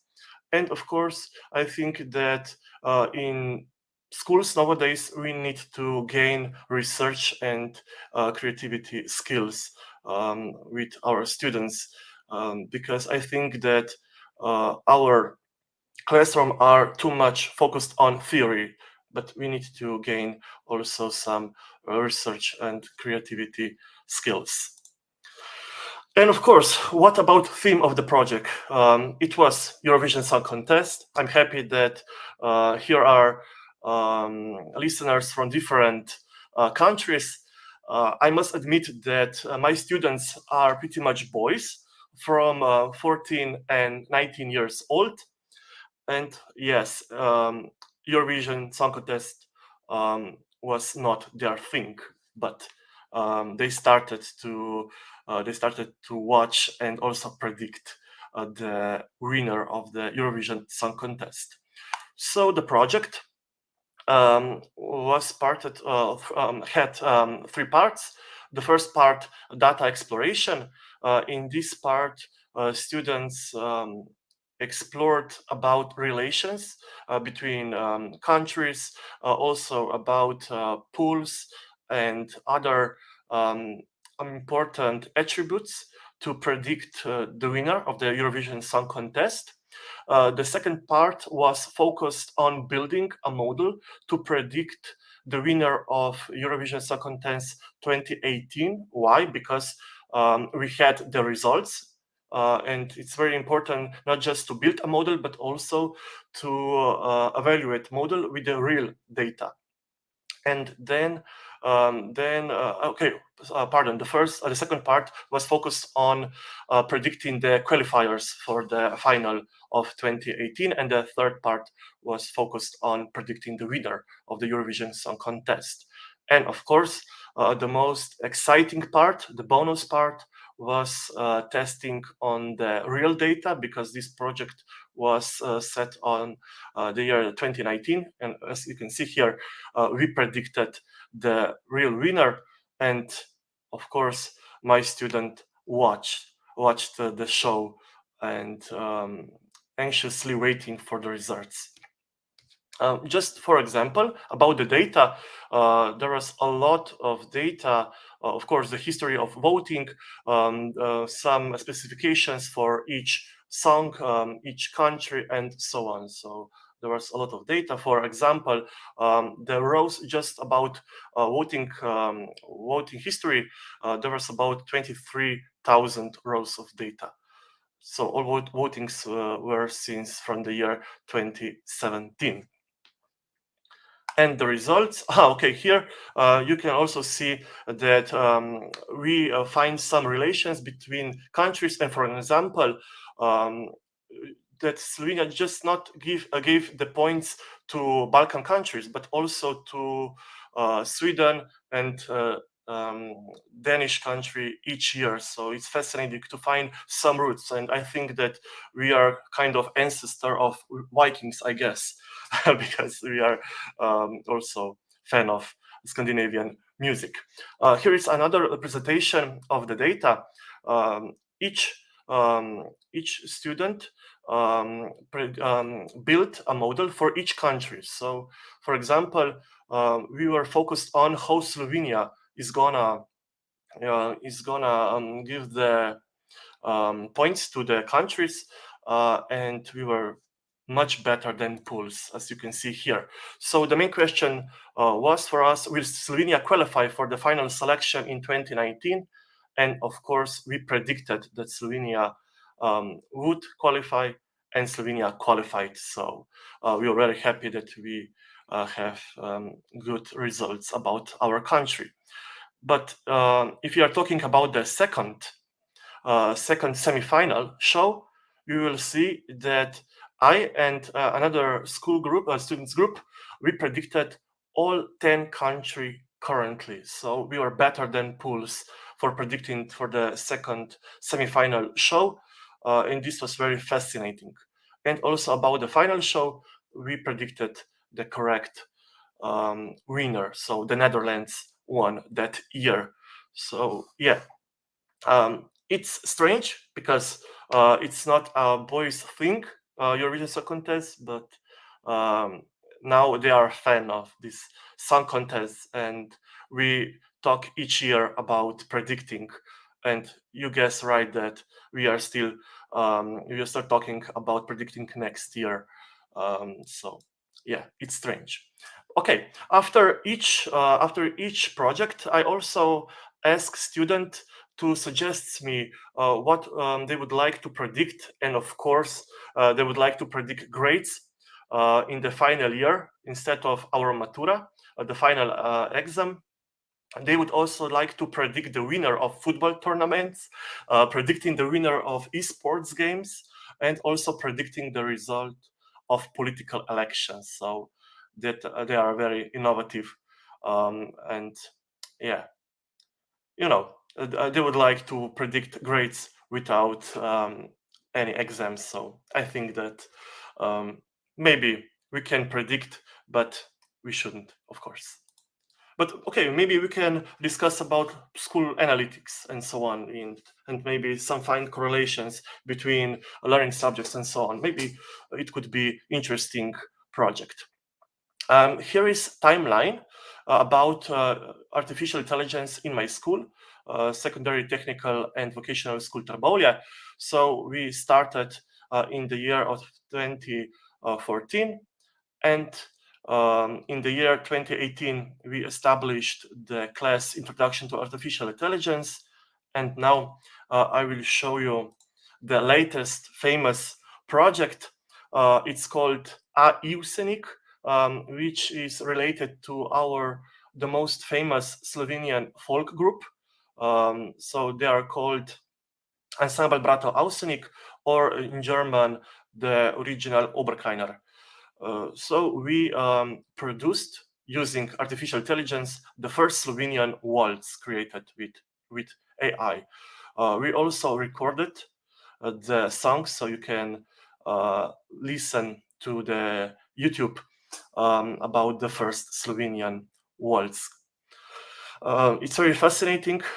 It sounds like Slovenian folk songs, but this song has a very easy melody. It's not complex, so you will see that there are some just easy phrases of the melody. But it's interesting to listen because it's our history, it's our culture, and also it represents our folk music. So in this presentation, I show you that in my school, in my classroom, I use AI as part of lessons.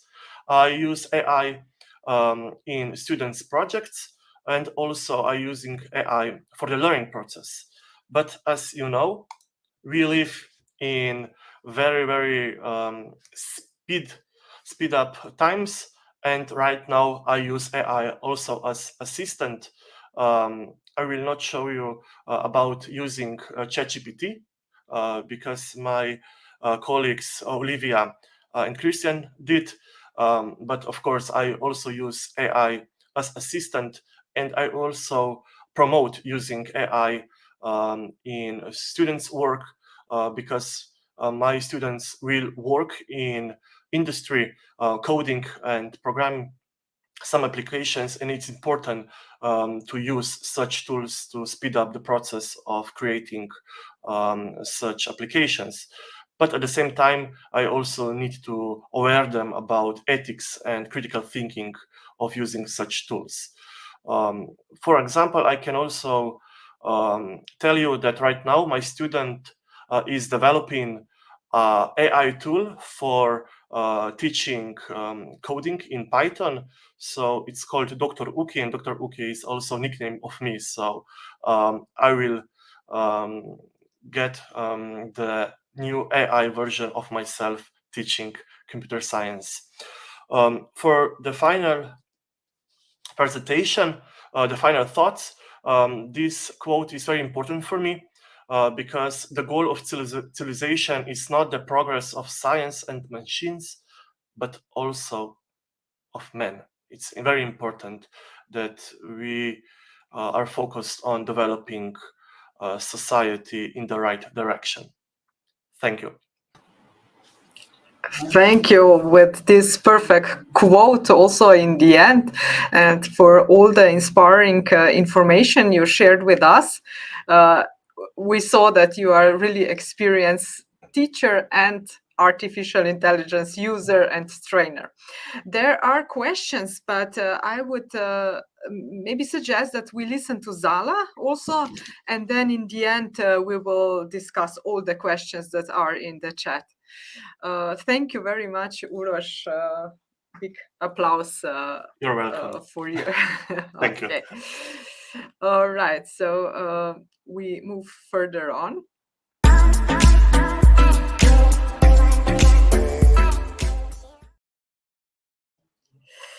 And we have Zala here. Zala, where are you? All right, so Zala will also add her contribution to the, I think maybe you have the hardest work now because so many ideas the others were saying, but I'm sure, as creative as you are, that you will also add a new perspective as you usually do.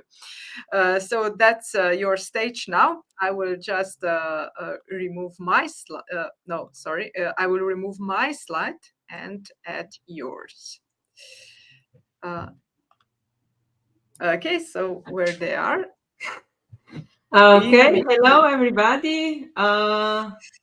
Welcome, the last but not the least. I am wowed and inspired by everyone that came before me.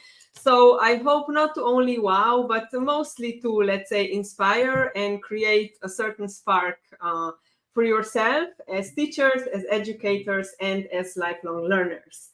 And if I'm not mistaken, I saw one of my high school classmates in the audience, so that makes me even more happy. I will just share the screen. I am just saying this in advance. I will share my whole screen because I will be jumping from my presentation to other tabs in my browser. So thank you for bearing with me. Okay.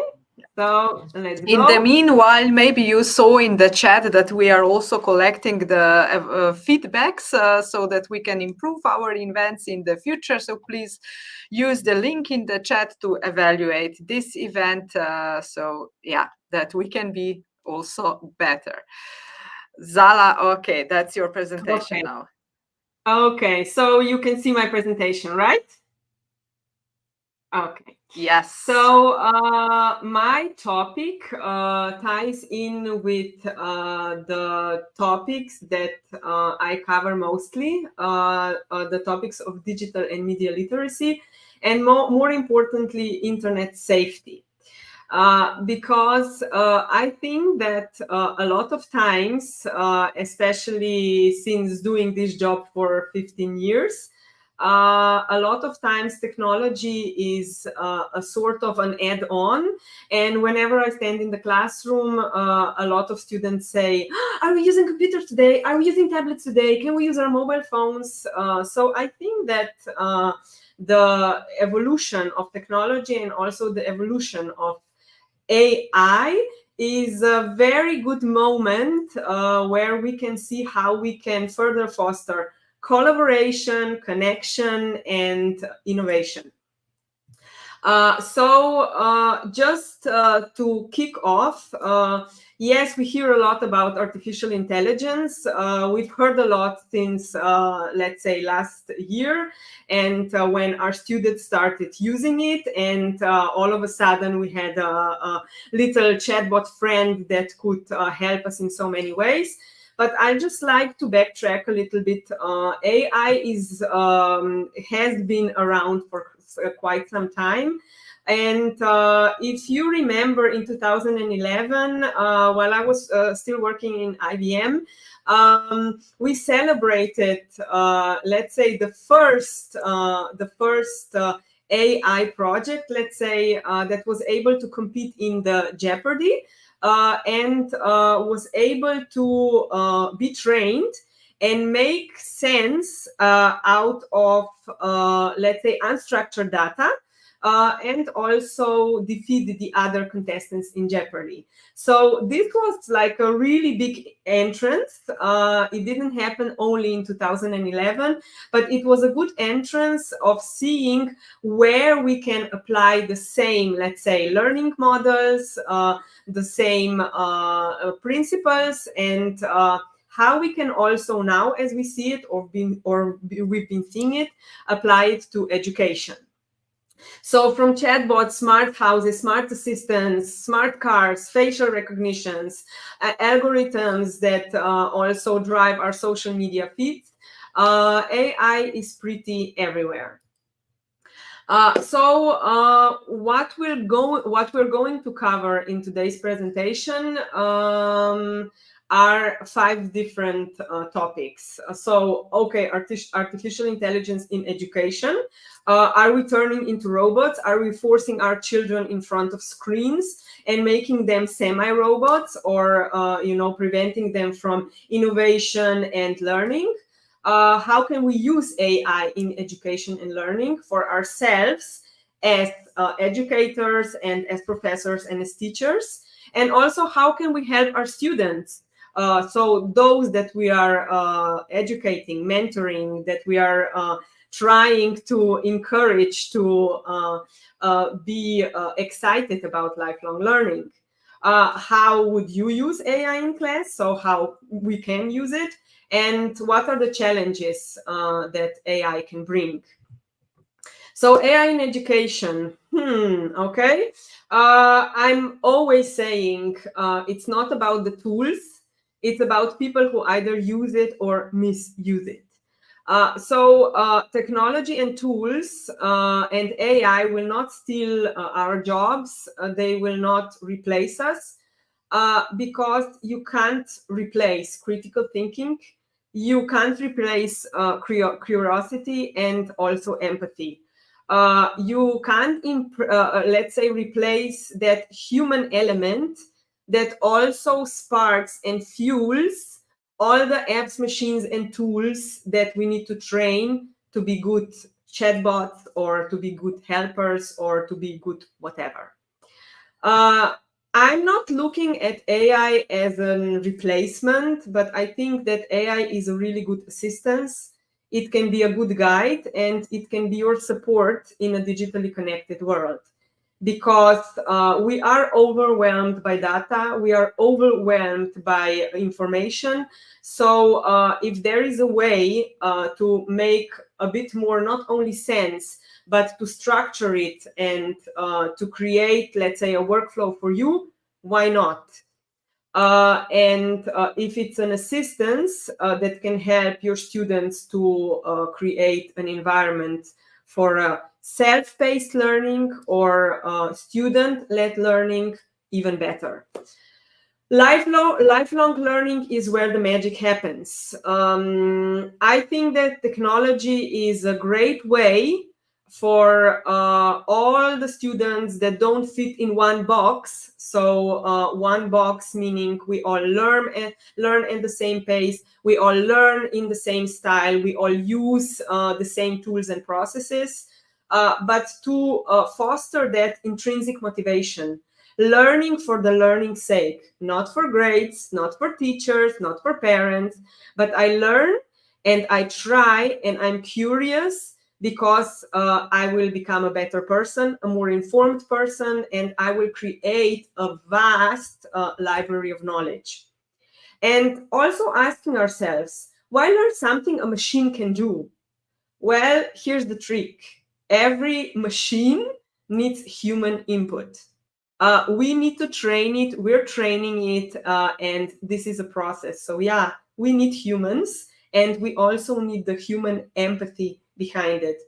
Because a lot of tools can spur out loads of information, but adding that human touch or knowing what exactly your audience wants or knowing your students, this is an added touch. And also a big thing is safe and responsible use of AI and machine learning or language models. I think we need to stop producing things or tools for the sake of producing them or riding the wave of, evolution of AI, but also think, what's the purpose? What's the thinking behind it? What, let's say, troubles am I solving? Or what questions am I solving? Or am I just, adding to an array of tools that already exist? And also learning about privacy and security. When it comes to everything that you put into ChatGPT or any other chat assistant, it aligns also with the question of privacy and security. Like everything else on the internet that we use, let's say, agreed age is 13. So that also means that whatever we do with our primary school students that are not 13 yet, we need to take special measures, or we need to take that into account and us do the groundwork, and then just students help us to develop, let's say, our project further. I always say internet should be a mix of three things. Using internet just for the internet's sake and just to, have some fun or just to browse endlessly is not purposeful. That's not learning and that's not development. So when we combine fun, information, and education, I encourage all of us to always think about what is fun or made us laugh or made us engaged, what is interesting or what did I learn, and what did you learn today, and what is it that I would like to put in practice. If you can't answer that for yourself, repeat the exercise and repeat this exercise with your students regularly. It's not a class discussion of 45 minutes, but it's simple questions, 5 or 10 minutes that you can do, and you will see how purposefully we either learn or not about certain topics, tools, or even processes that we use. How can we use AI in education and learning? Again, it's not about tools, it's about building competencies and also life work skills and mindset to future-proof our students and children for the world and for the job markets that they will be entering. It's media literacy, it's digital literacy, it's also data mining, it's asking good, purposeful questions, and also managing a lot of analytics, also a lot of data, and making sense out of it. And when we talk about the, let's say, jobs of the future, I saw before a social media influencer, but the reality shows that at the moment there is a huge demand for social media managers, digital managers, let's say data miners, and also community managers, which means that we have to bridge the gap between technology and between people. And I think that there will be similar, let's say, jobs or skills required in the future. So as you can see, it's about fostering engagement, collaboration. It's about creativity. It can be a great time saver, and it's a great way to, let's say, discuss also the topics that are relevant at the moment.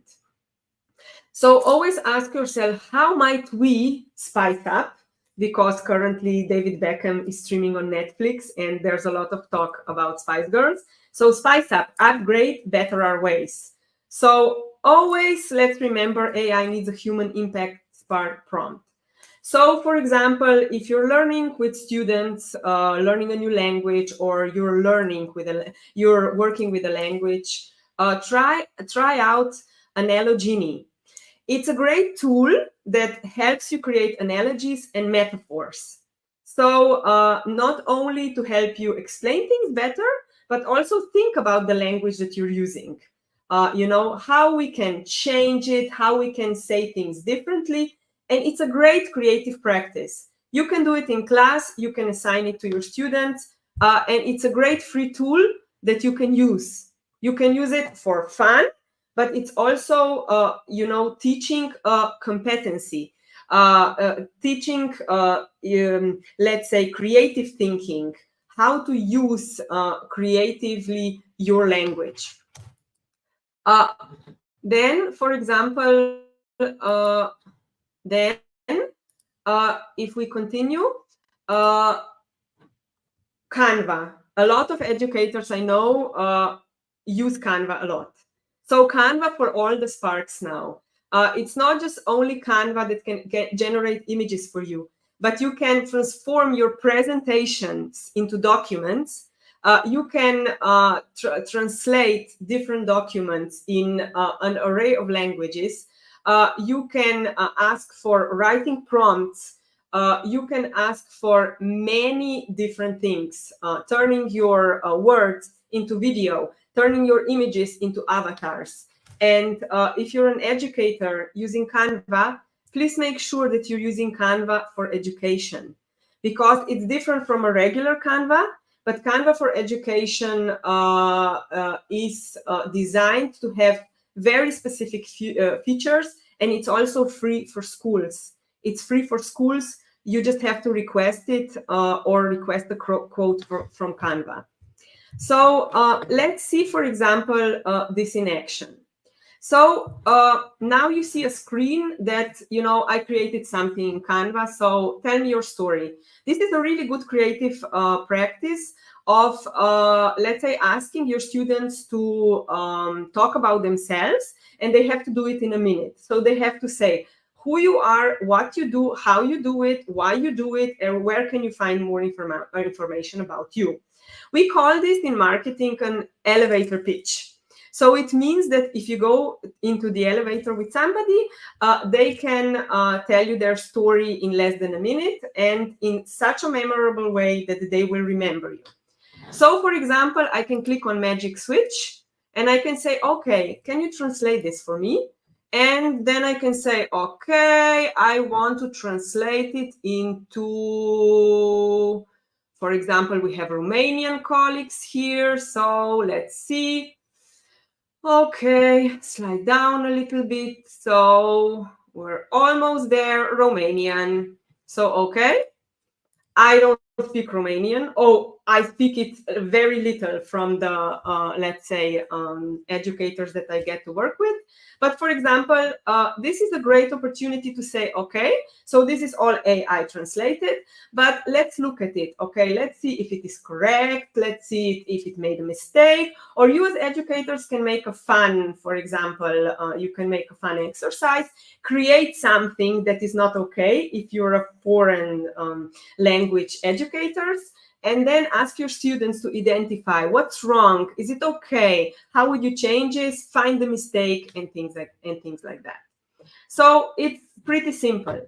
So, and for example, if we're back in my presentation, for example, a magic switch, and I can transform my document literally in a summary, in a blog post, in an email, or in a poem. So, for example, when somebody asks me, okay, what is your presentation about? Can you share it with me? And blah, blah, blah, blah, blah. I can simply, with a, let's say, click of a button, create it into something that I can put forward. Of course, I have to proof it and I have to see it, but it's a great time saver. I don't have to go into Word or into somewhere or into Notepad and create this and find another tool. I can just do it here. And of course, it's all, for example, available already in a tool that we already are using and that we already are making, let's say, are making use of it.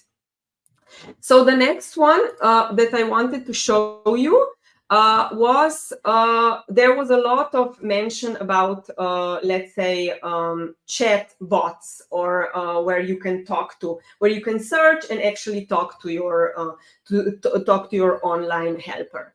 So there is Bing, there is Bard from Google, and there is Perplexity AI was already mentioned. So, for example, you can see differences. And basically, it's really good. It's a really good exercise to say, okay. So, for example, let's take 3 different examples and let's see how do they differ. What about clarity, relevance, and completeness? Do I get it? Did they complete the task? Is it relevant to my, let's say, search? Is it trustworthy and reliable? Does one use, for example, links? Or does one use sources or doesn't? For example, how can I check? This is the 101 of media literacy. So check for trustworthy information. And what about bias and accuracy? So is there bias, for example? How is information represented?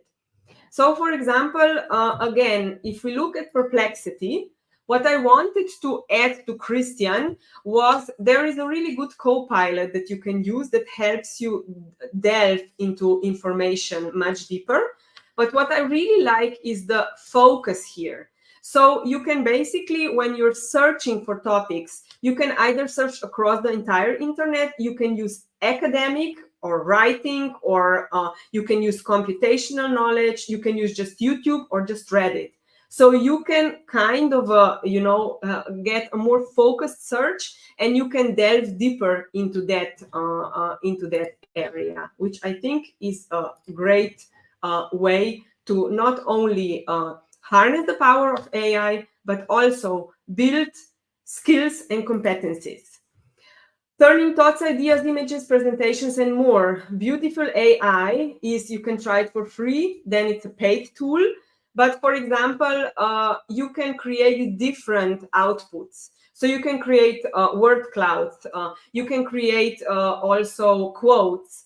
And what I find really inspiring with this tool is, okay, it creates a quote from Albert Einstein, which is really great. But let's take it a notch further. Let's see, is this quote reliable? Is it truthful?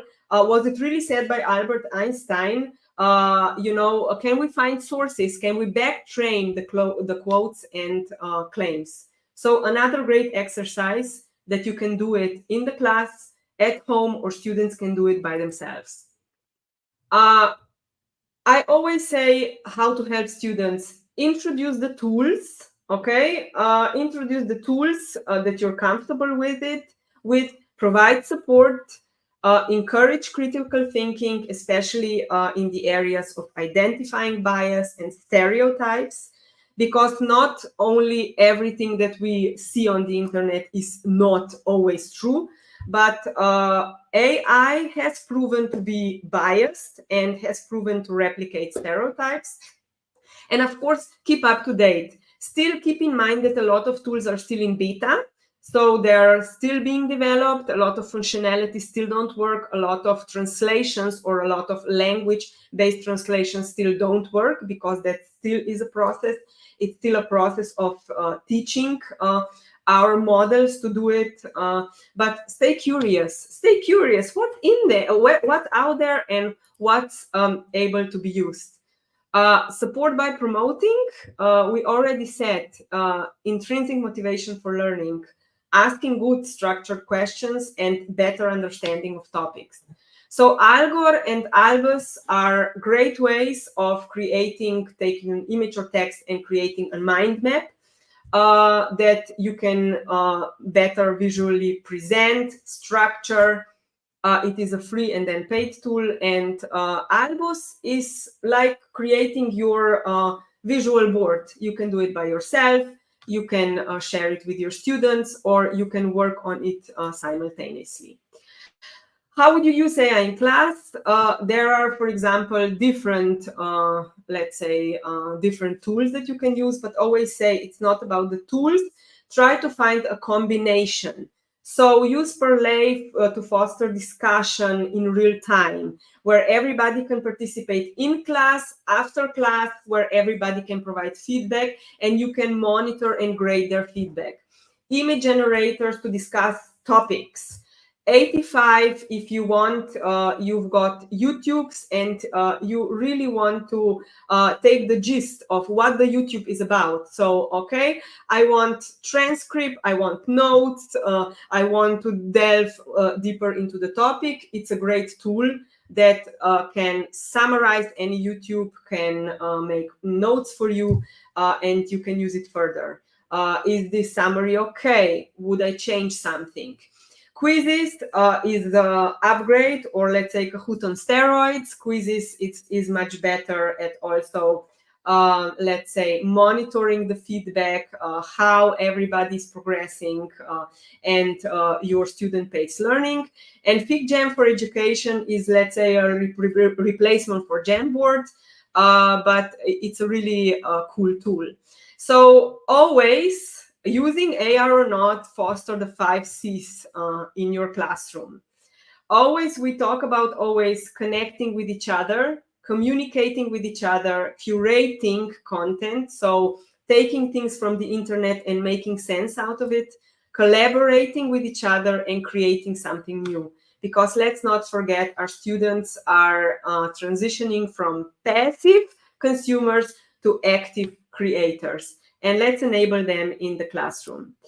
For example, again, what can you use for your prep? I highly suggest Magic School. Of course, you can use AI prompts, but just disclaimer, for today's presentation, I did not use any chatbot or any AI support.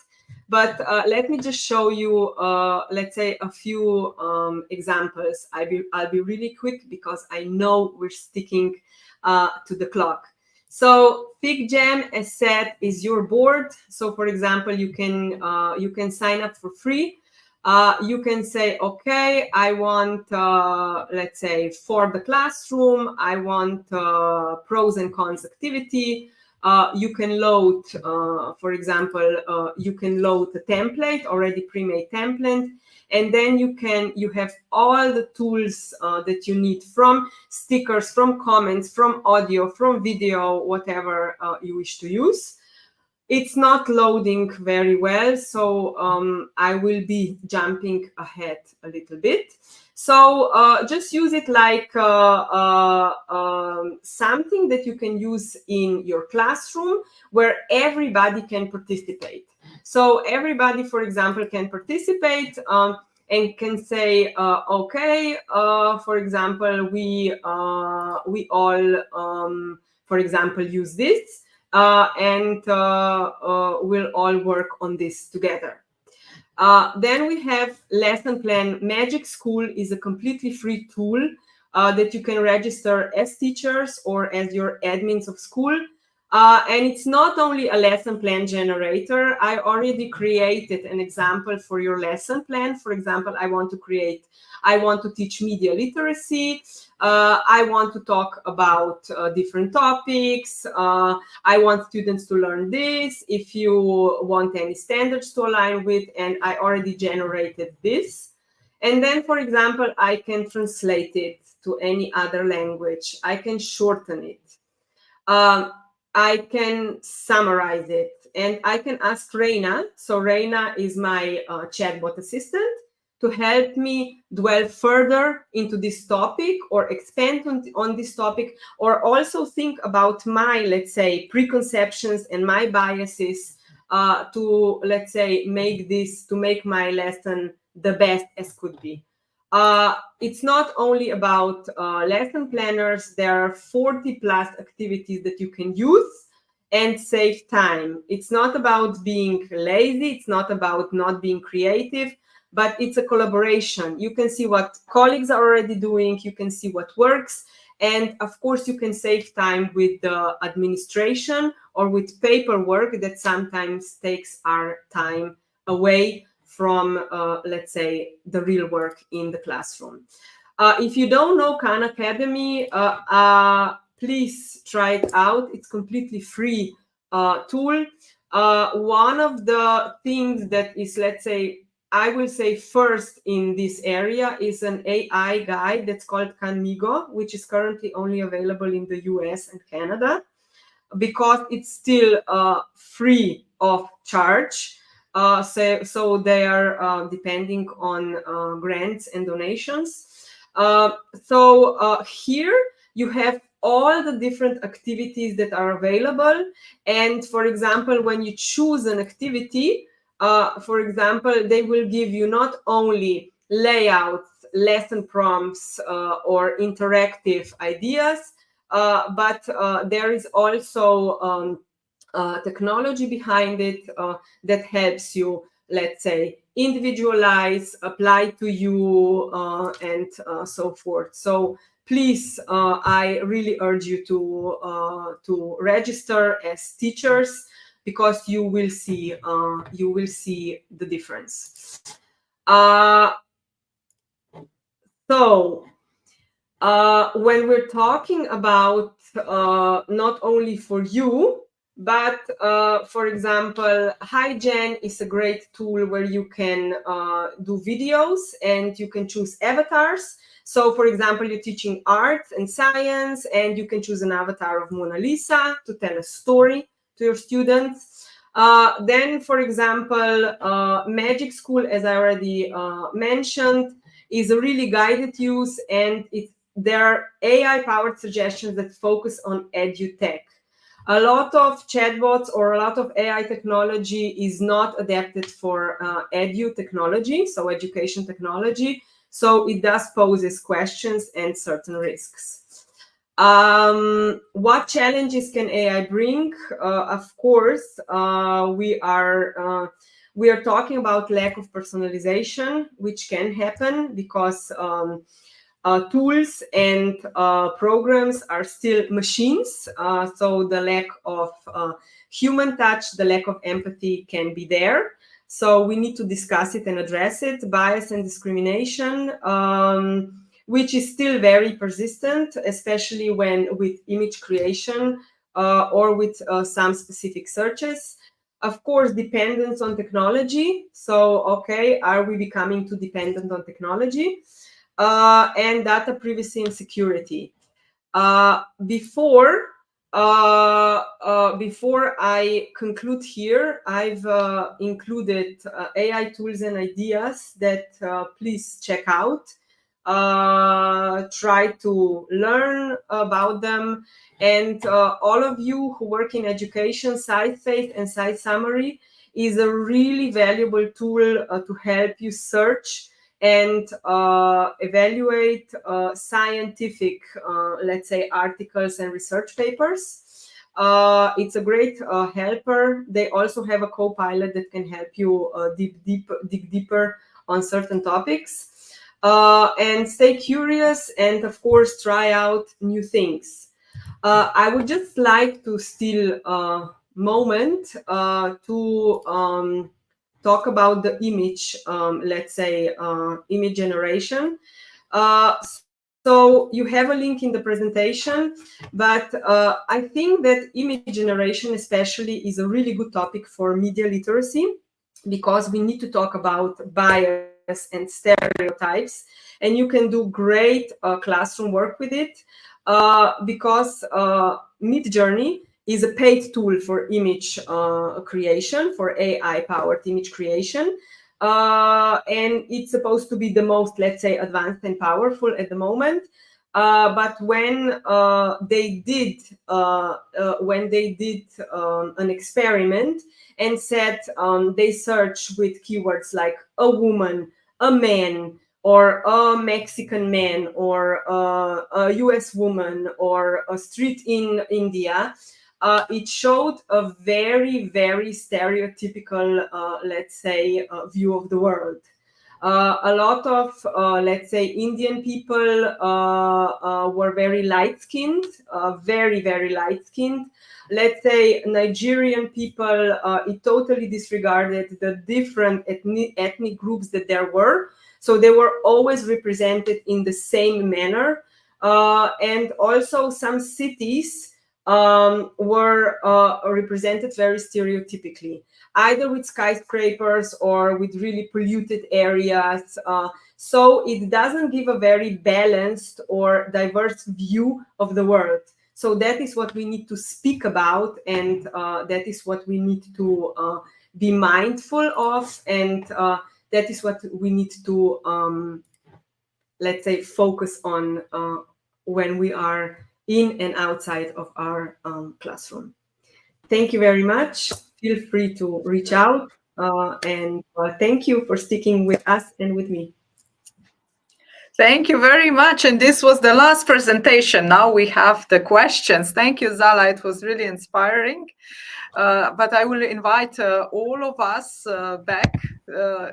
Just a second to find us, because we have some questions, of course. So first of all, thank you to all the presenters. Yevnaya already commented that she would like to have like teachers like that for her son. Okay, and we jump straight to the question. The first question is related to age of the students, which I believe Zala already answered partly, but nevertheless. So at what age of students can you start with ChatGPT and other AI in primary school? So you mentioned 13. Yeah. Yes, let's say the agreed age of using technology as we know it, technology for, let's say, not educational purposes, because the tools, for example, that we use in the classroom are for educational purposes, like, Padlet, or it was Google Classroom, or whatever, So there is a difference. But all the other tools that were also mentioned here, it's 13 or more. In some countries also you need a specific, let's say you need a specific okay from your parents or guardians, but the agreed age is 13 and more. So I think we need to take that into consideration with whatever we're using in the classroom, even though we know that our students, even younger, are using them for themselves. But I think that we need to hold ourselves to also specific standards when it comes to education. Yeah. Okay. And Uros, as you know, our audience are teachers, and there is always a question about cheating. So how can we check or prevent if they use, so students, if they use ChatGPT or other artificial intelligence for their graded presentations, that's supposed to be their work? Yeah, maybe shock answer, but I think that teachers shouldn't check the answers and their work, because I think nowadays each student uses such tools for creating homeworks and so on. We need to redesign our way of learning, assessment, evaluation, and so on. Maybe we shouldn't just check the facts and some data, but maybe we should check their creativity, way of answering, and so on. For example, I'm teaching computer science, and I will, in my exams nowadays, I give students example of code, and then they should put down the results of this code, or also interpret this code, and so on. So we should redesign our way of assessing, I think. Mm-hmm. Yeah, because with the current state, actually they can cheat, and Yes. but yeah, with the more advanced teaching methods, they have to be more creative. Yeah, very good answer. Thank you, Olivia. So you are a psychologist, and I have a question about personal limitations, because also Kristjan mentioned that artificial intelligence can be very, very attractive, which means that, so as we are teachers, when we delve into this topic, it can observe it can, I mean, we can swim in and get all overwhelmed, and then in the end of the day we even use more time for our lesson planning, creating stuff for students, or even burden students with all the help of artificial intelligence. What would be your perspective or recommendations? Yeah, thank you for that question. I think it definitely happened to me, and maybe Kristjan said it as well, happened to him as well. But I think it's with everything that is overwhelming and a lot of data or a lot of input. First of all, I think in the beginning, it's very normal that it's so much and you want to spend more time on this and you want to practice and train. And over time, it will fade out a bit. But of course, you have to focus, and of course, you have to do step by step and limit your time on this. I mean, it's like with everything else. Kristjan said it as well. At some point, he just said, "Well, this is enough now." And after 2,000 tools, I'm okay with this. And actually, I got to the same point where I realized I wanted to be up to date, but this is the amount of time I have to spend on this, and everything else, has to be fine as well. But yeah, it's a challenge, of course. Yeah, definitely. Kristjan, can you add something to this? And microphone. You are really asking the wrong guy, because I'm all in, and but at some point, like for everything in life, you have to set some priorities, and just say, okay, I will maybe excel at this. Is it 10,000 hours? Yeah, I don't know. Maybe I can reach them in 1-2 years, or maybe 10 years. I don't know. But you need to set up priorities, focus, and build from there, because there are also other things more important that AI is. We have families, professional lives. We need to do sport, learn other stuff as well. So, just use common sense.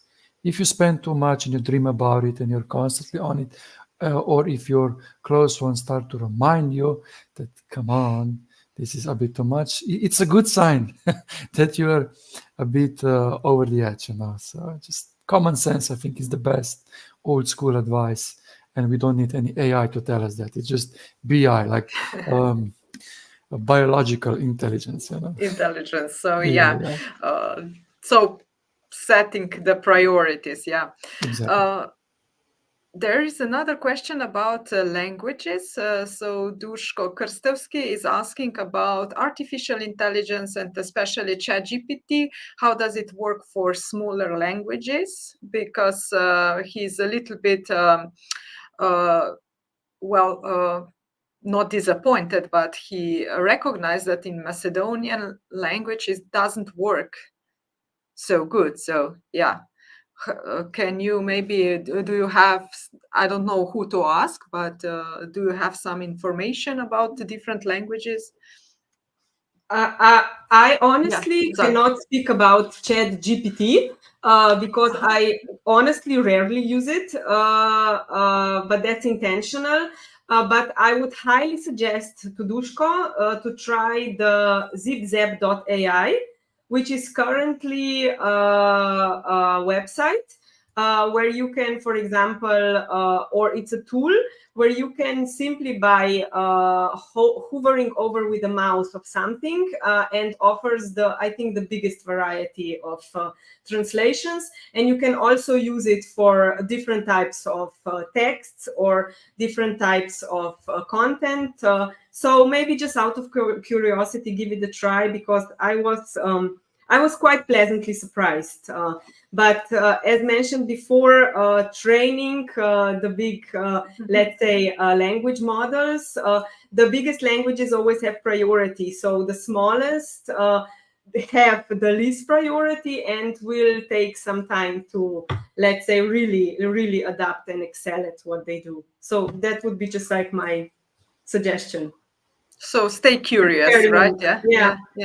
Uros, do you have any addition? Okay, Kristjan. So in addition to what Zala said, is also that, let's say ChatGPT, okay, I think it speaks like 95 languages or whatever. This changes probably almost weekly or monthly at least. But the main thing is that it's trained on English set. Most of its training is done on English set. So if you will do a prompt in English language, German, Macedonian or Slovenian, the results will not be of the same quality because primarily it speaks English. Yeah. So everything else are derivatives of that. So we lose quality with smaller languages, and we know Slovenian is also not globally spoken yet. So yeah.